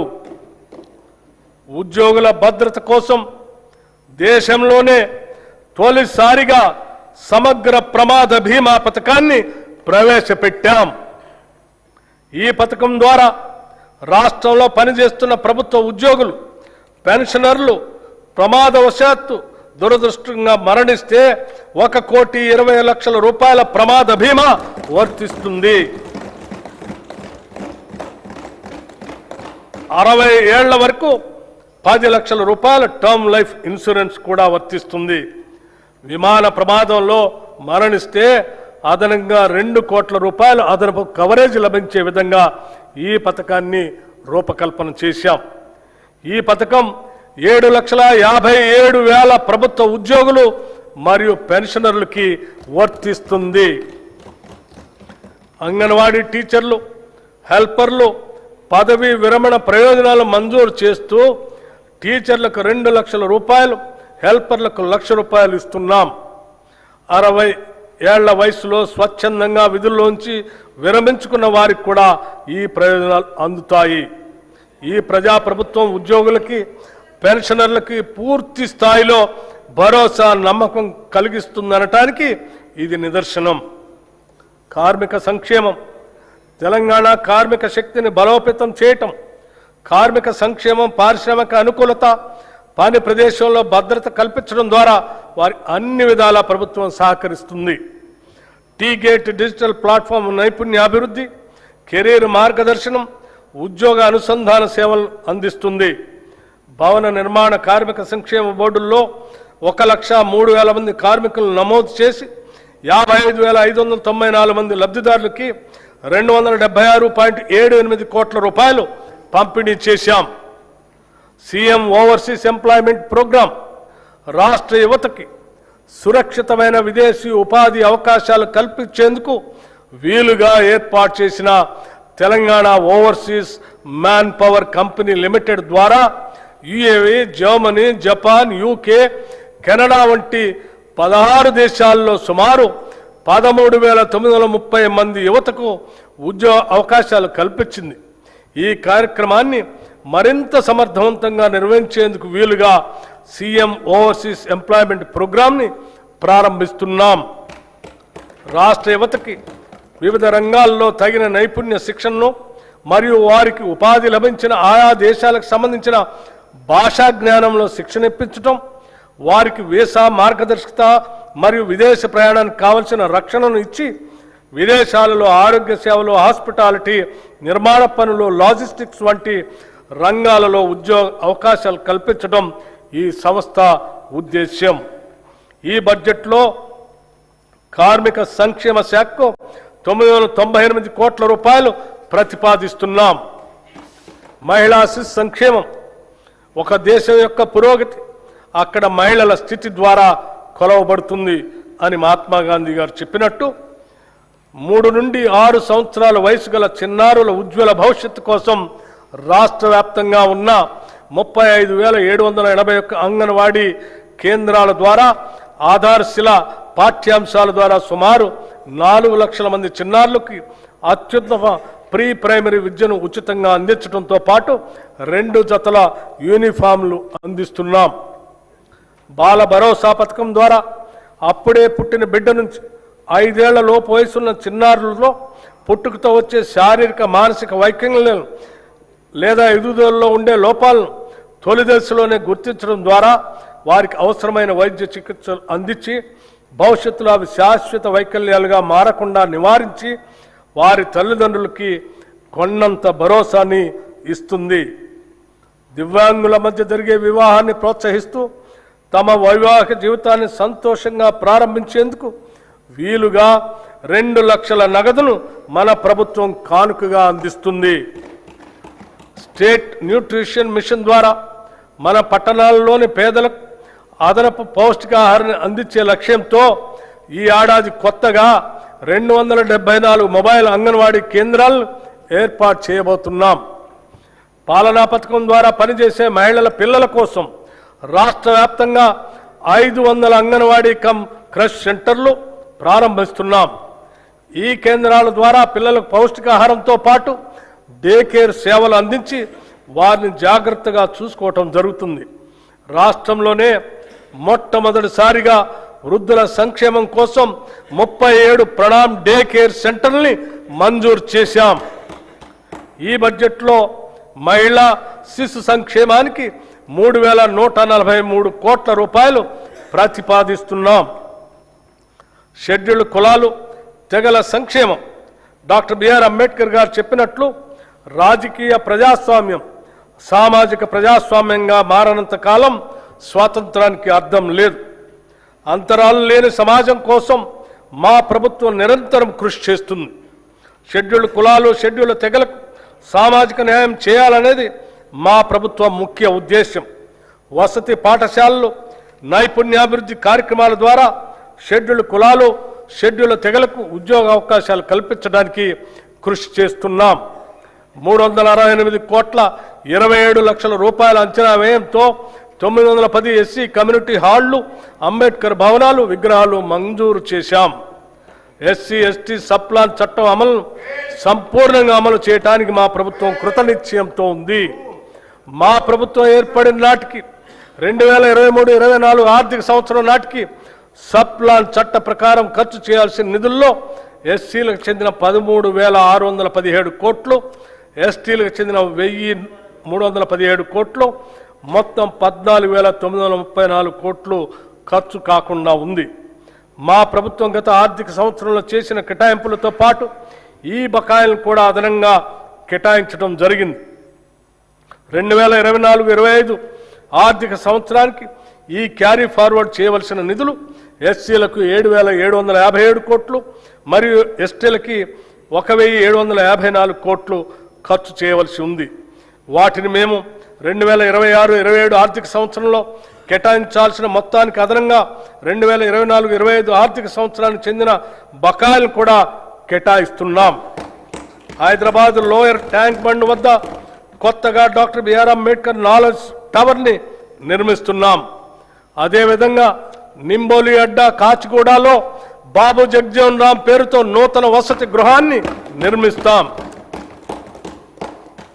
గిరిజనాభివృద్ధి, సమాజ అభివృద్ధి అంటే కేవలం పట్టణాభివృద్ధి కాదు. అడవుల్లో నివసించే గిరిజనులు కూడా సమానంగా అభివృద్ధి చెందాలి. గిరిజన అభివృద్ధి కోసం మా ప్రభుత్వం కట్టుబడి ఉంది. ములుగు జిల్లాలో Sammakka Saralamma central tribal university స్థాపన, వివిధ గిరిజన వర్గాల అభ్యున్నతి కోసం 3 ప్రత్యేక కార్పొరేషన్ల ఏర్పాటు, జీసీసీ గిరి బ్రాండ్ ఉత్పత్తుల ప్రోత్సాహం, గిరిజన గ్రామాల్లో ఆదివాసీ సేవా కేంద్రాల ఏర్పాటుకు ప్రణాళికలు సిద్ధం చేస్తున్నాం. గిరిజనులు సేకరించే అటవీ ఉత్పత్తులకు న్యాయమైన ధరలు కల్పించడం ద్వారా తెలంగాణ గిరిజన సహకార సంస్థ వారి జీవనోపాధి అవకాశాలని మెరుగుపరుస్తుంది. ఈ బడ్జెట్లో షెడ్యూల్డ్ కులాల సంక్షేమానికి 11,784 కోట్ల రూపాయలు, షెడ్యూల్డ్ తెగల సంక్షేమానికి 7,937 కోట్ల రూపాయలు ప్రతిపాదిస్తున్నాం.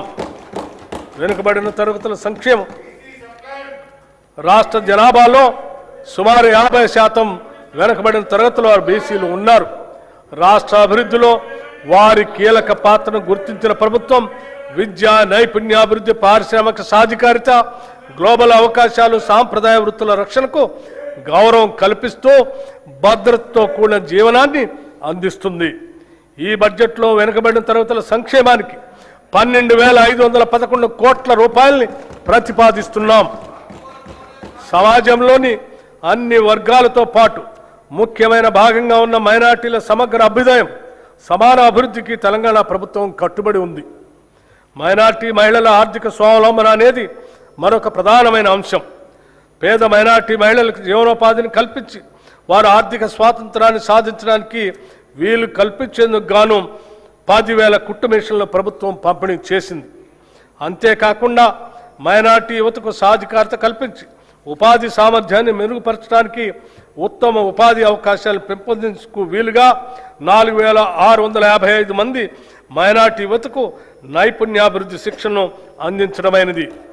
ఈ బడ్జెట్లో మైనార్టీ సంక్షేమానికి 3,769 కోట్ల రూపాయలు ప్రతిపాదిస్తున్నాం.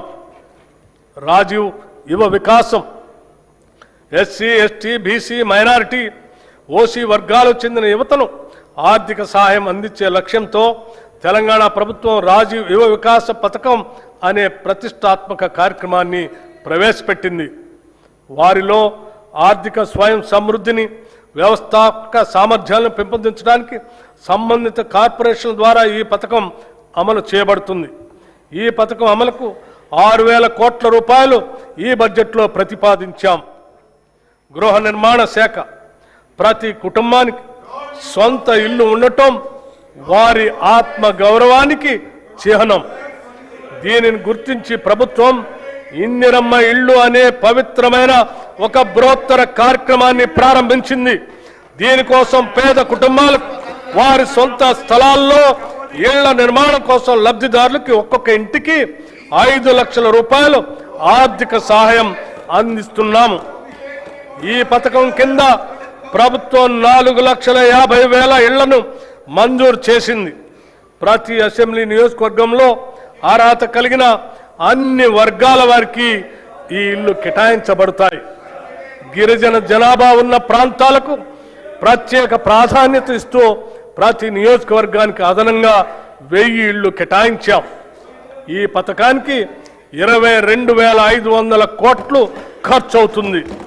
ఇప్పటి వరకు 5,073,84 లక్షలు ఖర్చు చేశాం. ఈ బడ్జెట్లో గృహ నిర్మాణ శాఖకు 7,430 కోట్ల రూపాయలు ప్రతిపాదిస్తున్నాం. ఐటీ రంగంలో మనం సాధిస్తున్న అభివృద్ధి దేశానికే తలమానికంగా మారిందనటంలో సందేహం లేదు. రాష్ట్రంలో 1,500 కంటే ఎక్కువ ఐటీఈఎస్ కంపెనీలు ఉన్నాయి. తెలంగాణ ప్రభుత్వం ఐటీ రంగంలో వృద్ధిని సాధించడానికి, పెట్టుబడులు ఆకర్షించడానికి, ఉపాధి కల్పన కోసం 1వ, 2వ ఐసిటి విధానాలను ప్రారంభించింది. వీటితో పాటు ఎలక్ట్రానిక్స్ పాలసీ, ఇమేజ్ పాలసీ వంటి వాటిని కూడా ప్రభుత్వం తీసుకువస్తుంది. రాష్ట్ర ఐటీ ఎగుమతులు 3.13 లక్షల కోట్లకు చేరుకొని 9.39 లక్షల మందికి పైగా ఉపాధి అవకాశాలు కల్పిస్తున్నాయి. భారతదేశంలోని మొత్తం గ్లోబల్ క్యాపబిలిటీ సెంటర్లలో సుమారు 20% హైదరాబాద్లోనే ఉన్నాయి. 2024-25లో 70కి పైగా కొత్త జీసీసీలు ఇక్కడ ఏర్పాటు చేయబడ్డాయి. ప్రపంచ టెక్ దిగ్గజం గూగుల్ కంపెనీ హైదరాబాద్లో గూగుల్ సేఫ్టీ ఇంజనీరింగ్ సెంటర్ని ఏర్పాటు చేసింది. హైదరాబాద్ పశ్చిమ ప్రాంతానికే పరిమితం కాకుండా నగరం చుట్టూ ఐటీని విస్తరించడానికి గ్రిడ్ విధానాన్ని ప్రభుత్వం ప్రోత్సహిస్తుంది. ప్రస్తుతం ప్రభుత్వ కార్యాలయాల్లో ప్రైవేటు సంస్థల ద్వారా వాడుతున్న ఇంటర్నెట్కు చేస్తున్న ఖర్చును తగ్గించి ప్రభుత్వ సంస్థ అయిన T-Fiber ద్వారా సురక్షితమైన హై స్పీడ్ ఇంటర్నెట్ ఇవ్వాలనే ఉద్దేశంతో 424 మండలాల్లోని 8,888 గ్రామ పంచాయతీలకు 4,800 ప్రభుత్వ సంస్థలకు ఫైబర్ అనుసంధానత కల్పించబడింది. ఈ సంవత్సరాంతానికి 50,000 ప్రభుత్వ సంస్థలకు ఈ సౌకర్యం కల్పించాలని లక్ష్యంగా పెట్టుకున్నాం. ఈ బడ్జెట్లో ఐటీ శాఖకు 875 కోట్ల రూపాయలు ప్రతిపాదిస్తున్నాం. పరిశ్రమల రంగం రాష్ట్ర జీఎస్డిపిలో పరిశ్రమ రంగం వాటా 3,04,217 కోట్ల రూపాయలు. తెలంగాణ రాష్ట్రం పరిశ్రమలకు ఇస్తున్న ప్రాధాన్యతను గుర్తించి ప్రపంచంలోనే వివిధ కంపెనీలు పేరొందిన సంస్థలు తెలంగాణలో పెట్టుబడులు పెట్టడానికి తరలి వచ్చాయి. వివిధ పరిశ్రమలతో రాష్ట్ర ప్రభుత్వం చేసుకున్న ఎంఓయూలు అమలు పర్యవేక్షణకు ప్రభుత్వం ప్రత్యేకంగా స్పీడ్ విభాగాన్ని ఏర్పాటు చేసి దాని రాష్ట్ర ప్రధాన కార్యదర్శి ఆధ్వర్యంలో నిర్వహిస్తుంది. Rising and accelerating MSME performance ద్వారా రాష్ట్రంలో 140 మహిళా సంఘాల ఆధ్వర్యంలోని వ్యాపారాలను వేగవంతం చేయడానికి ప్రత్యేక కార్యక్రమం చేపట్టింది. 33 జిల్లాల్లో మారుమూలన ఉన్న మహిళలను కూడా చేరుకునేటట్లుగా ప్రీ ఇంక్యుబేషన్ కార్యక్రమం చేపట్టాం. దివ్యాంగులు, ట్రాన్స్జెండర్లు, మైనారిటీలు, ఆదివాసీలు వంటి వర్గాలకు చెందిన మహిళా వ్యాపారులకు ప్రత్యేకంగా ఇంక్యుబేషన్ గ్రౌండ్ స్థాయి ఎంఎస్ఎంఈలకు ప్రాధాన్యత ఇస్తున్నాం. తెలంగాణ పశ్చిమ ప్రాంతం ముఖ్యంగా కొడంగల్ పరిసర ప్రాంతంలో రాబోయే సంవత్సరాల్లో ప్రధాన పారిశ్రామిక కేంద్రంగా అభివృద్ధి చెందనుంది. ఈ నేపథ్యంలో రాబోయే రేడియల్ రోడ్ 2 సమీపంలో భారీ పారిశ్రామిక పార్కుల కోసం ప్రభుత్వం భూములను సమీకరించేందుకు ప్రణాళికలు రూపొందించింది. దీనితో పాటు కొడంగల్ మల్టీపర్పస్ ఇండస్ట్రియల్ పార్క్ని కూడా అభివృద్ధి చేస్తాం. కేంద్ర ప్రభుత్వం సహకారంతో జహీరాబాద్ ఇండస్ట్రియల్ స్మార్ట్ సిటీ ప్రాజెక్టును అభివృద్ధి చేస్తున్నాం. ఇది 3,245 ఎకరాల విస్తీర్ణంలో జాతీయ పారిశ్రామిక కారిడార్ అభివృద్ధి కార్యక్రమంలో భాగంగా అమలవుతుంది. మన రాష్ట్రం నుంచి సరుకు ఎగుమతులు 1,61,843 కోట్ల రూపాయలకు చేరి దేశంలో 7వ స్థానంలో ఉంది. ఇందులో ముఖ్యంగా ఏరోస్పేస్ మరియు డిఫెన్స్ రంగాలు కీలక పాత్ర పోషిస్తూ మొత్తం ఎగుమతుల్లో దాదాపు 30% వాటాను కలిగి ఉన్నాయి. ఇంకా ఈజ్ ఆఫ్ డూయింగ్ బిజినెస్ విషయంలో తెలంగాణను కేంద్ర ప్రభుత్వం టాప్ అచీవర్గా గుర్తించడం గర్వకారణం. ఇటీవల హైదరాబాద్లో నిర్వహించిన 23వ బయో ఏషియా అంతర్జాతీయ సదస్సుకు విశేష స్పందన లభించింది. ఈ సదస్సులో 1,700 కోట్ల రూపాయల పెట్టుబడులు పెట్టడానికి పెట్టుబడిదారులు ఆసక్తి వ్యక్తపరిచారు. వి హబ్ ద్వారా రాష్ట్రంలోని 33 జిల్లాల్లో 700కు పైగా మహిళా వ్యాపారవేత్తలకు మద్దతు ఇస్తూ వారి సమగ్ర అభివృద్ధికి దోహదపడుతున్నాం. ఈ బడ్జెట్లో పరిశ్రమల శాఖకు 3,490 కోట్ల రూపాయలు ప్రతిపాదిస్తున్నాం. మన తెలంగాణ రాష్ట్రంలో హ్యాండ్లూమ్ మరియు పవర్లూమ్ రంగాలు దేశంలోనే ప్రత్యేక స్థానాన్ని సంపాదించాయి. పోచంపల్లి, ఇక్కత్, గద్వాల్, నారాయణపేట్, సిద్దిపేట్, గొల్లభామ చీరలు, వరంగల్ దుప్పట్లు, హ్యాండ్లూమ్ ఉత్పత్తులు మన సంస్కృతి సంప్రదాయ వైభవాన్ని ప్రతిబింబిస్తున్నాయి. కార్యక్రమం ద్వారా కోటి మహిళలకు కోటి చీరలకు ఉచితంగా చీరల పంపిణీ చేస్తున్నాం. 1,70,000 ఇప్పటికే చీరలు అందజేశాం. మిగిలిన చీరలు అతి త్వరలో అందజేయటం జరుగుతుంది. గతంలో మాదిరి కాకుండా రాష్ట్రంలోని ఆడపడుచులు ఈ వస్త్రాల నాణ్యతపై సంతృప్తి వ్యక్తం చేశారు. ఈ బడ్జెట్లో చేనేత రంగానికి 258 కోట్ల రూపాయలు ప్రతిపాదిస్తున్నాం. పంచాయతీరాజ్ మరియు గ్రామీణ అభివృద్ధి, గ్రామాల అభివృద్ధి చెందితేనే రాష్ట్రం అభివృద్ధి చెందుతుంది. అందుకే ఈ బడ్జెట్లో గ్రామాణి ఉపాధిపై ప్రత్యేక దృష్టి సారించాం. పంచాయతీ రోడ్లకి మార్గదర్శ కల్పిస్తున్నాం. 2025 డిసెంబర్లో 12,702 గ్రామ పంచాయతీలకు ఎన్నికలను ప్రశాంతంగా నిర్వహించాం. తద్వారా 15వ ఆర్థిక సంఘం సిఫార్సుల ప్రకారం భారత ప్రభుత్వం 1,597 కోట్ల రూపాయలను విడుదల చేసింది. ఎన్నికైన సర్పంచ్ అందరికీ 5 రోజులు సమగ్ర శిక్షణను కూడా అందించాం.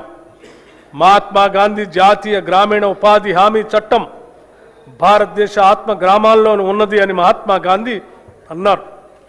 గ్రామాల్లోని పేదరికాన్ని, నిరుద్యోగాన్ని తరిమి కొట్టడానికి ఒక అస్త్రంలా మహాత్ముడి పేరు మీద అప్పటి యూపీఏ ప్రభుత్వం తీసుకొచ్చిన గొప్ప చట్టమే మహాత్మా గాంధీ జాతీయ గ్రామీణ ఉపాధి హామీ చట్టం. ఇది కేవలం ఒక పథకం కాదు, ఇది సామాన్యుడికి కల్పించిన ఉపాధి హక్కు. ఈ పథకం గత 2 దశాబ్దాలుగా పల్లెల్లో ఒక నిశ్శబ్ద విప్లవాన్ని తెచ్చింది. ఏటా 100 రోజుల పని గ్యారంటీ ఇవ్వటం ద్వారా వలసలను అరికట్టి కూలీల్లో 50% పైగా ఉన్న మహిళలకు మహిళా సాధికారితను ఇది పట్టుకొమ్మగా నిలిచింది. కానీ ప్రస్తుత కేంద్ర ప్రభుత్వం MGNREGA స్థానంలో VBG రామ్జీ అనే కొత్త పథకాన్ని తీసుకొచ్చింది. మన తెలంగాణ శాసనసభ ఈ కొత్త చట్టాన్ని ఏకగ్రీవంగా వ్యతిరేకించింది. పాత చట్టం ద్వారా కేంద్రం 90% నిధులు ఇస్తే ఈ చట్టం ద్వారా కేంద్రం 60% నిధులు మాత్రమే ఇస్తుంది. మిగతా 40% నిధులు రాష్ట్రం భరించాలని నిబంధన పెట్టింది. ఇది మళ్లీ వలసలను ప్రోత్సహించే కార్యక్రమం. తెలంగాణలో 90% మంది లబ్ధిదారులు SC, ST, BC వర్గాల వారే.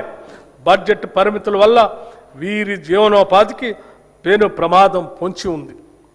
హ్యామ్ రోడ్లు, రాష్ట్రంలోని పంచాయతీరాజ్ ఇంజనీరింగ్ డిపార్ట్మెంట్ ఎంపిక చేసిన రహదారులను హైబ్రిడ్ యాన్యుటీ మోడ్ విధానంలో నిర్మాణం, అభివృద్ధి, నిర్వహణ చేసేందుకు ప్రతిపాదనలు సిద్ధమయ్యాయి. మొదటి దశ కింద 96 నియోజకవర్గాల పరిధిలో 7,450 కిలోమీటర్ల గ్రామీణ రోడ్ల నిర్మాణం చేపట్టడం జరుగుతుంది. ఈ విధానం ప్రకారం 40% వ్యయాన్ని రాష్ట్ర ప్రభుత్వం భరించగా మిగిలిన 60% రాయితీదారు పెట్టుబడి పెడతారు. ఈ 60% రాష్ట్ర ప్రభుత్వం 15 సంవత్సరాల కాల పరిమితి 30 యాన్యుటీల్లో తిరిగి చెల్లిస్తుంది. ఈ రోడ్ల నిర్వహణ బాధ్యత పెట్టుబడిదారుడికే ఉంటుంది. ఈ ఆర్థిక సంవత్సరంలో 2,980 కిలోమీటర్ల రహదారుల్ని నిర్మించాలని ప్రతిపాదించడమైనది. ప్రస్తుత ఆర్థిక సంవత్సరంలో నగదు చెల్లింపుకి 1,372 కోట్ల రూపాయలు అవసరం అవుతుంది. ఈ బడ్జెట్లో పంచాయతీరాజ్ గ్రామీణ అభివృద్ధికి 33,688 కోట్ల రూపాయలు ప్రతిపాదిస్తున్నాము. సాగునీటి ప్రాజెక్టులు డిసెంబర్ 2023లో మా ప్రభుత్వం బాధ్యతలు చేపట్టి నుండి సాగునీటి ప్రాజెక్టులు పూర్తి చేయటం ప్రభుత్వ ప్రాధాన్యంలో ఒకటిగా ఉంది. కృష్ణా, గోదావరి జలాల్లో తెలంగాణకు దక్కాల్సిన న్యాయమైన వాటా కోసం గౌరవ సుప్రీంకోర్టు, ట్రిబ్యునల్, చట్టబద్ధమైన సంస్థలు, భారత ప్రభుత్వం వంటి ప్రతి వేదిక పైన మా ప్రభుత్వం సమర్థవంతంగా పోరాడింది. మా ప్రభుత్వానికి గతంలో పెండింగ్లో ఉన్న అనేక ప్రాజెక్టులు వారసత్వంగా వచ్చాయి. క్యాపబిలిటీ ప్రస్తుతం కొనసాగుతున్న మరియు పెండింగ్లో ఉన్న ప్రాజెక్టులైన పాలమూరు రంగారెడ్డి ఎత్తిపోతల పథకం, మహాత్మా గాంధీ కలవకుర్తి ఎత్తిపోతల పథకం, జవహర్ నెట్టెంపాడు ఎత్తిపోతల పథకం, రాజీవ్ భీమా ఎత్తిపోతల పథకం, మక్తల్ నారాయణపేట కొడంగల్ ఎత్తిపోతల పథకం, ఎలిమినేటి మాధవరెడ్డి శ్రీశైలం ఎడమకట్టు గాలువ ప్రాజెక్ట్, ఉదయ సముద్రం డిండి ఎత్తిపోతల పథకం, మహాత్మా గాంధీ ఎత్తిపోతల పథకం, జాన్పాడు ఎత్తిపోతల పథకం, మోతే ఎత్తిపోతల పథకం, జె చొక్కారావు దేవాదుల ఎత్తిపోతల పథకం, సీతారామ ఎత్తిపోతల పథకం, చిన్న కాళేశ్వరం ఎత్తిపోతల పథకం, Gouravelli project, Errapalem Jawaharlal lift irrigation project, Triveni Sangamam, Pulimadugu వాగు, కొమరం భీము, చిక్మాను వాగు, కేరామేరి మండలంలో అమ్మవారి మడగాస్కర్, లెండిగూడ, జైనూర్, మంటో, రోసి, మల్టా మినీ రిజర్వాయర్ మరియు ఇతర ముఖ్యమైన ప్రాజెక్టులు పూర్తి చేసే దిశగా మేము కృషి చేస్తున్నాము. గత ప్రభుత్వం చేసిన చారిత్రక తప్పిదాన్ని మా ప్రభుత్వం సరిదిద్ది ఉమ్మడి ఆదిలాబాద్ జిల్లాలో డాక్టర్ బిఆర్ అంబేద్కర్ చేవెళ్ల ప్రాజెక్టులు కూడా చేపడుతుంది అని తెలియజేస్తున్నాం. గతంలో ప్రభుత్వం సకాలంలో పూడిక పనులు చేపట్టకపోవటం వల్ల అనేక ప్రాజెక్టులో పూడిక పేరుకుపోయి రిజర్వాయర్లో నీటి నిల్వ సామర్థ్యం తగ్గిపోయింది. భారత ప్రభుత్వ జలశక్తి మంత్రిత్వ శాఖ వారి జాతీయ పూడికతీత మార్గదర్శకాల ప్రకారం ఇప్పటికే ఆదాయ ఉత్పత్తి విధానం ఆధారంగా పైలట్ ప్రాజెక్టుగా చేపట్టిన కడెం, లోయర్ మానేర్ డ్యాం మరియు మిడ్ మానేర్ డ్యాం ప్రాజెక్టులతో పాటుగా శ్రీరామ్ సాగర్ ప్రాజెక్ట్, ప్రియదర్శిని జూరాల ప్రాజెక్ట్, మూసీ నాగార్జున సాగర్ ప్రాజెక్టులో కోల్పోయిన నీటి సామర్థ్యాన్ని పునరుద్ధరించడానికి మేము పూడికతీత పనులను చేపడుతున్నాం. ఈ బడ్జెట్లో నీటిపారుదల శాఖకి 22,615 కోట్ల రూపాయల్ని ప్రతిపాదిస్తున్నాం. రవాణా శాఖ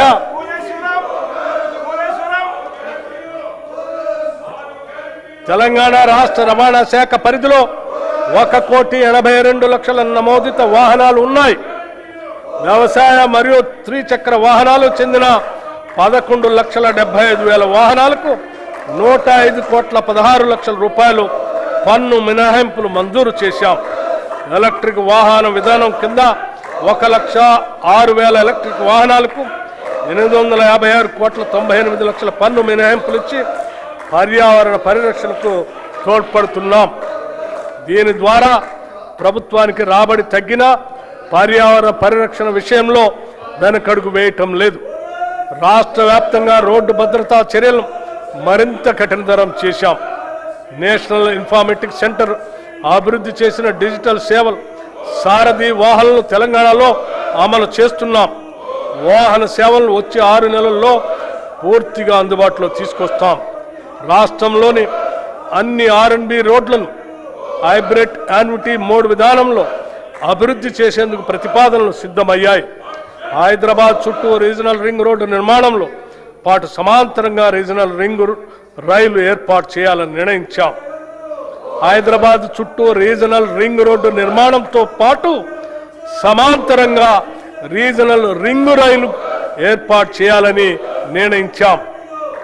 నూతన విమానాశ్రయాల అభివృద్ధి, వరంగల్ విమానాశ్రయం కోసం భూసేకరణ పూర్తి చేసి నిర్మాణపు పనులు వేగవంతం చేస్తాం.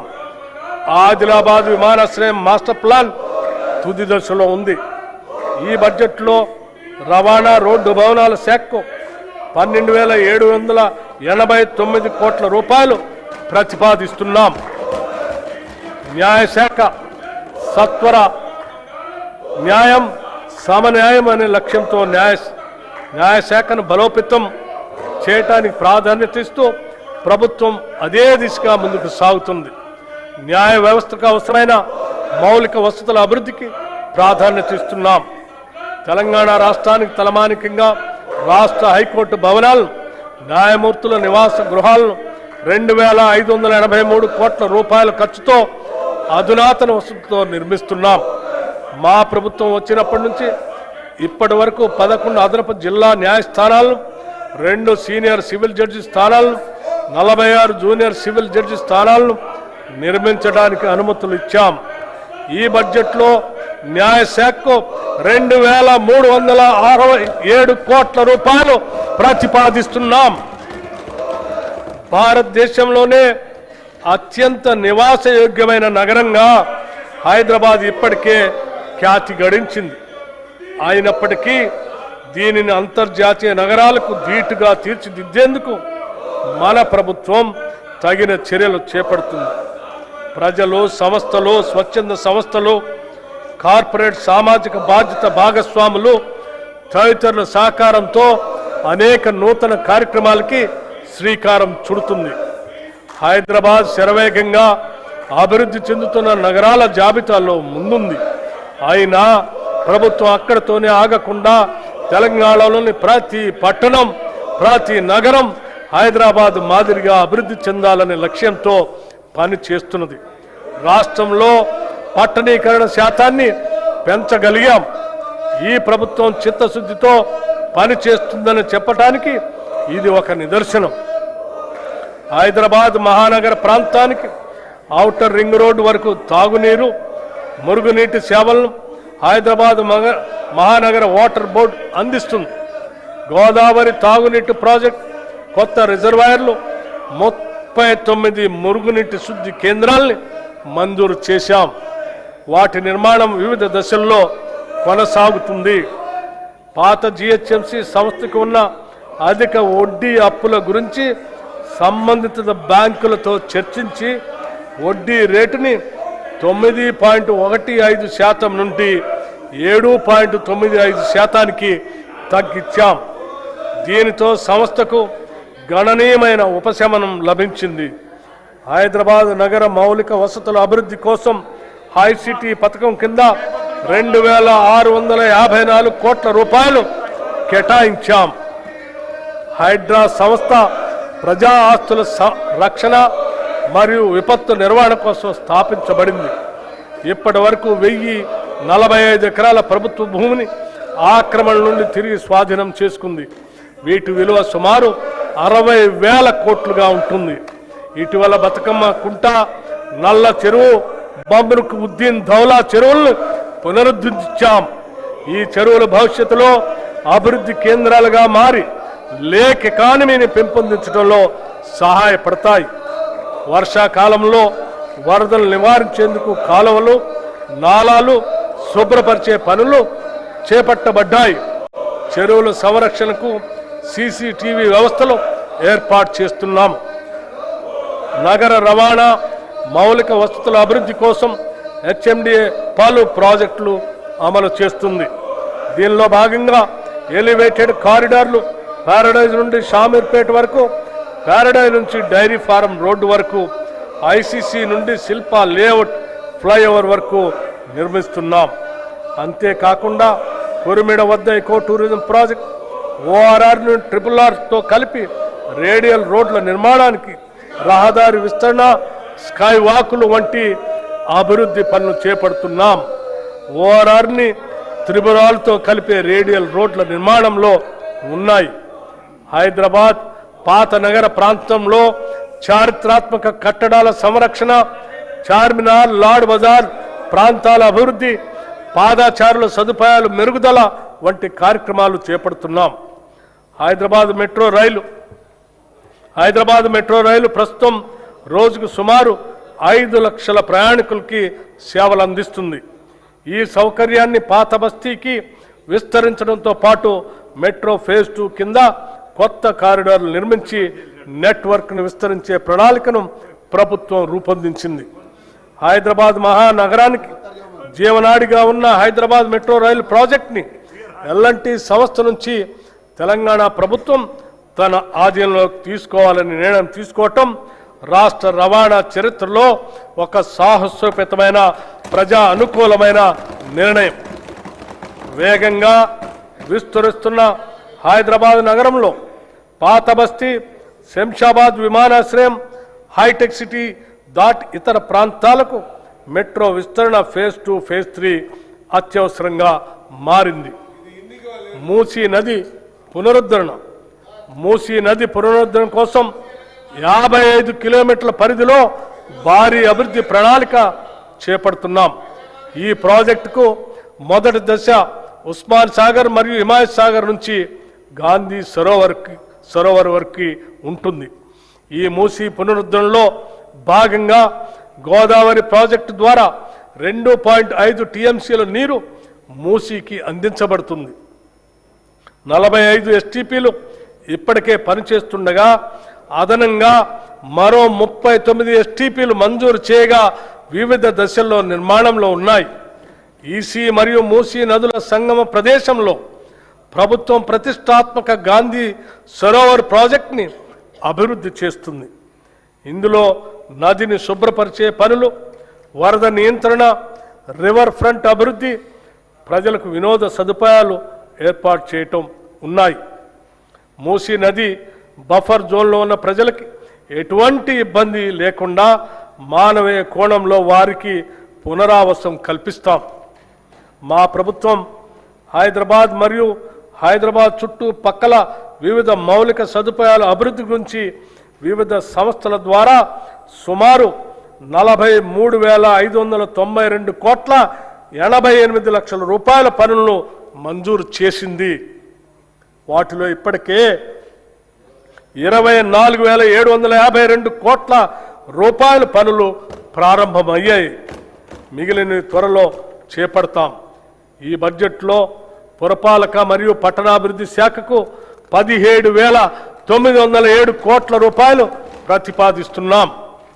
శాంతి భద్రతల పరిరక్షణ, రాష్ట్రంలో శాంతి భద్రతల పరిరక్షణ ప్రభుత్వం అత్యంత ప్రాధాన్యతనిస్తుంది. సంఘ వ్యతిరేక కార్యక్రమాలను నిలువరించడంలో పోలీస్ శాఖ మంచి ఫలితాలు కనపరుస్తుంది. డ్రగ్స్పై ఉక్కుబాతం మోపేందుకు, రాష్ట్రాన్ని మాదక ద్రవ్యాల ముప్పు నుంచి రక్షించేందుకు ప్రభుత్వం ఈగల్ అనే ప్రత్యేక దళాన్ని ఏర్పాటు చేసింది. మాదక ద్రవ్యాలు తయారు చేస్తున్న 15 రహస్య ఫ్యాక్టరీలు, ప్రయోగశాలను గుర్తించి నిర్మూలించింది. అంతర్రాష్ట్ర డ్రగ్ రవాణాను అరికట్టేందుకు ముఖ్య మార్గాల్లో జాయింట్ చెక్ పోస్టులు, సీసీటీవీ పర్యవేక్షణ ఏర్పాటు చేశాం. దర్యాప్తు సామర్థ్యాన్ని పెంచేందుకు ప్రత్యేక నార్కోటిక్ ఫోరెన్సిక్ ప్రయోగశాల కూడా స్థాపించాం. డ్రగ్స్ వినియోగాన్ని తగ్గించేందుకు రాష్ట్ర వ్యాప్తంగా డీ అడిక్షన్ కేంద్రాలు ఏర్పాటు చేయటమే కాకుండా విద్యా సంస్థల్లో 4,729 యాంటీ డ్రగ్ కమిటీలు, 20,989 ప్రహరీ క్లబ్స్ ఏర్పాటు చేసి యువతలో అవగాహన పెంపొందిస్తున్నాం. నక్సలిజం పునరావాసం, నక్సలిజాన్ని గత ప్రభుత్వం, ప్రస్తుత కేంద్ర ప్రభుత్వం కేవలం శాంతి భద్రతల సమస్యగానే పరిగణించి పోలీసు, సైనిక బలగాలతో అణిచివేసే ప్రయత్నం చేశాయి.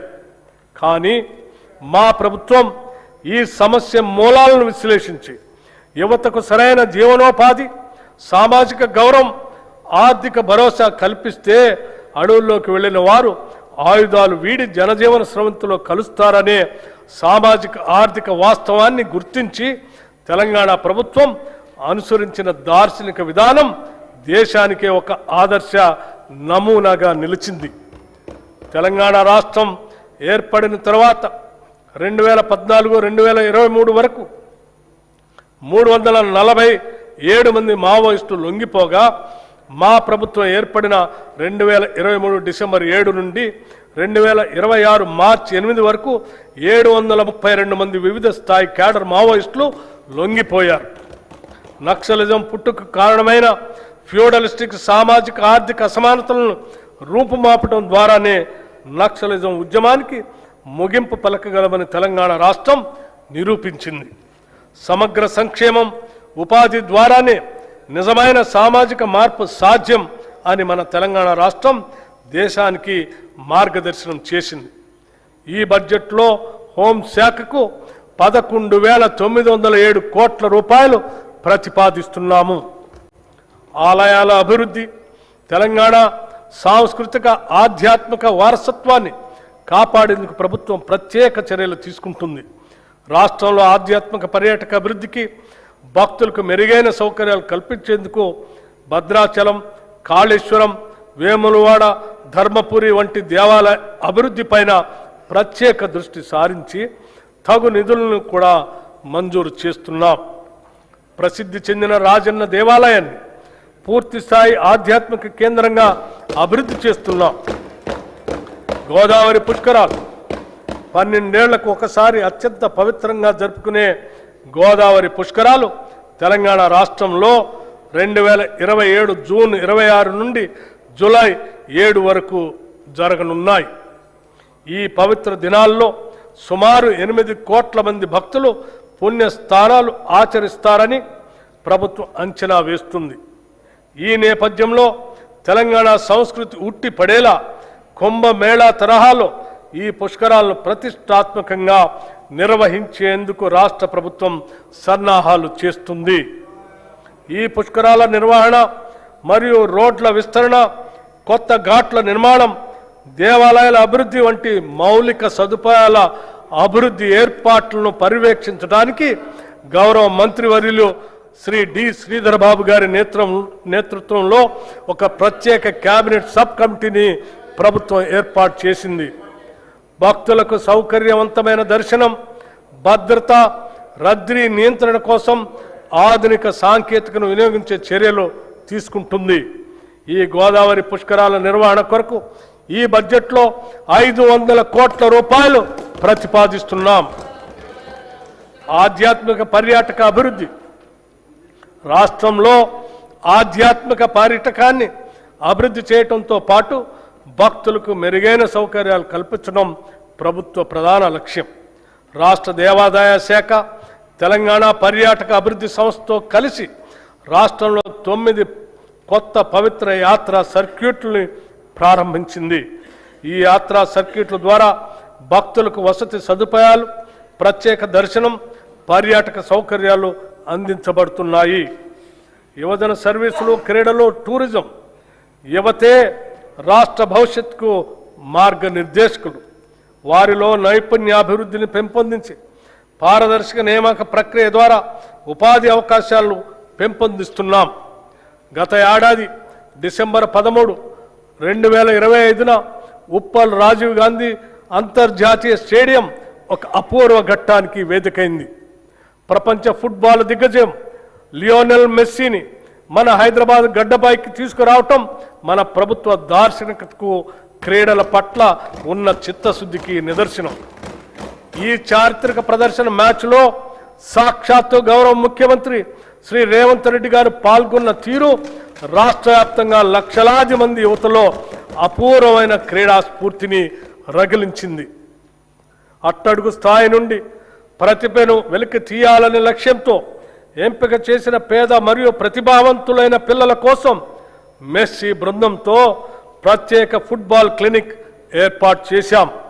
ప్రపంచ స్థాయి ఆటగాళ్ల చేతుల మీదుగా ఈ పిల్లలు శిక్షణ పొందటం రేపటి తెలంగాణ క్రీడా భవిష్యత్తుకు వేసిన బలమైన పునాది.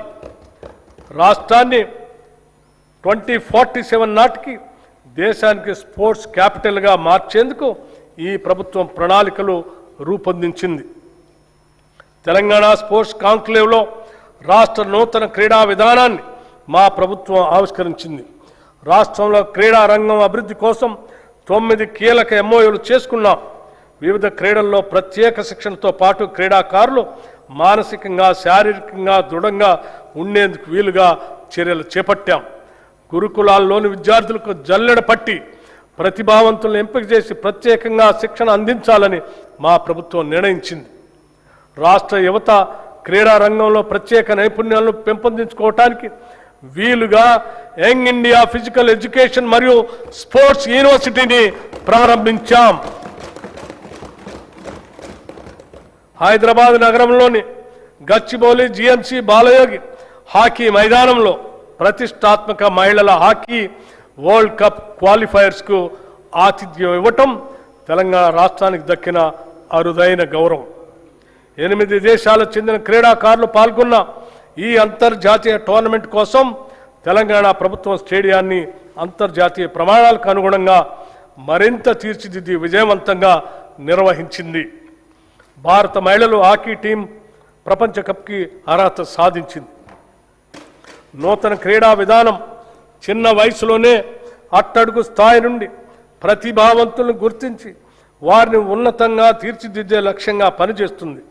ఇందులో భాగంగా గత 2 ఏళ్లుగా పారా స్పోర్ట్స్తో సహా 40 క్రీడా విభాగాల్లో సీఎం కప్ టోర్నమెంట్లు ప్రవేశపెట్టడం జరిగింది. విజేతలకు నగదు బహుమతులు ప్రదానం చేస్తున్నాం.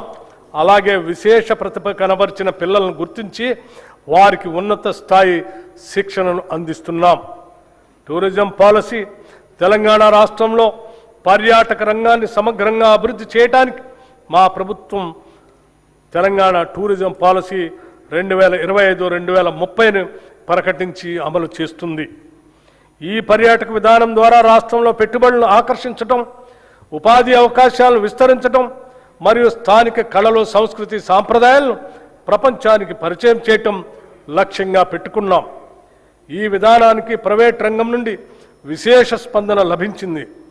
తద్వారా 25,000 కోట్ల రూపాయల పైగా పెట్టుబడులు ప్రతిపాదనల దశల్లో ఉన్నాయి.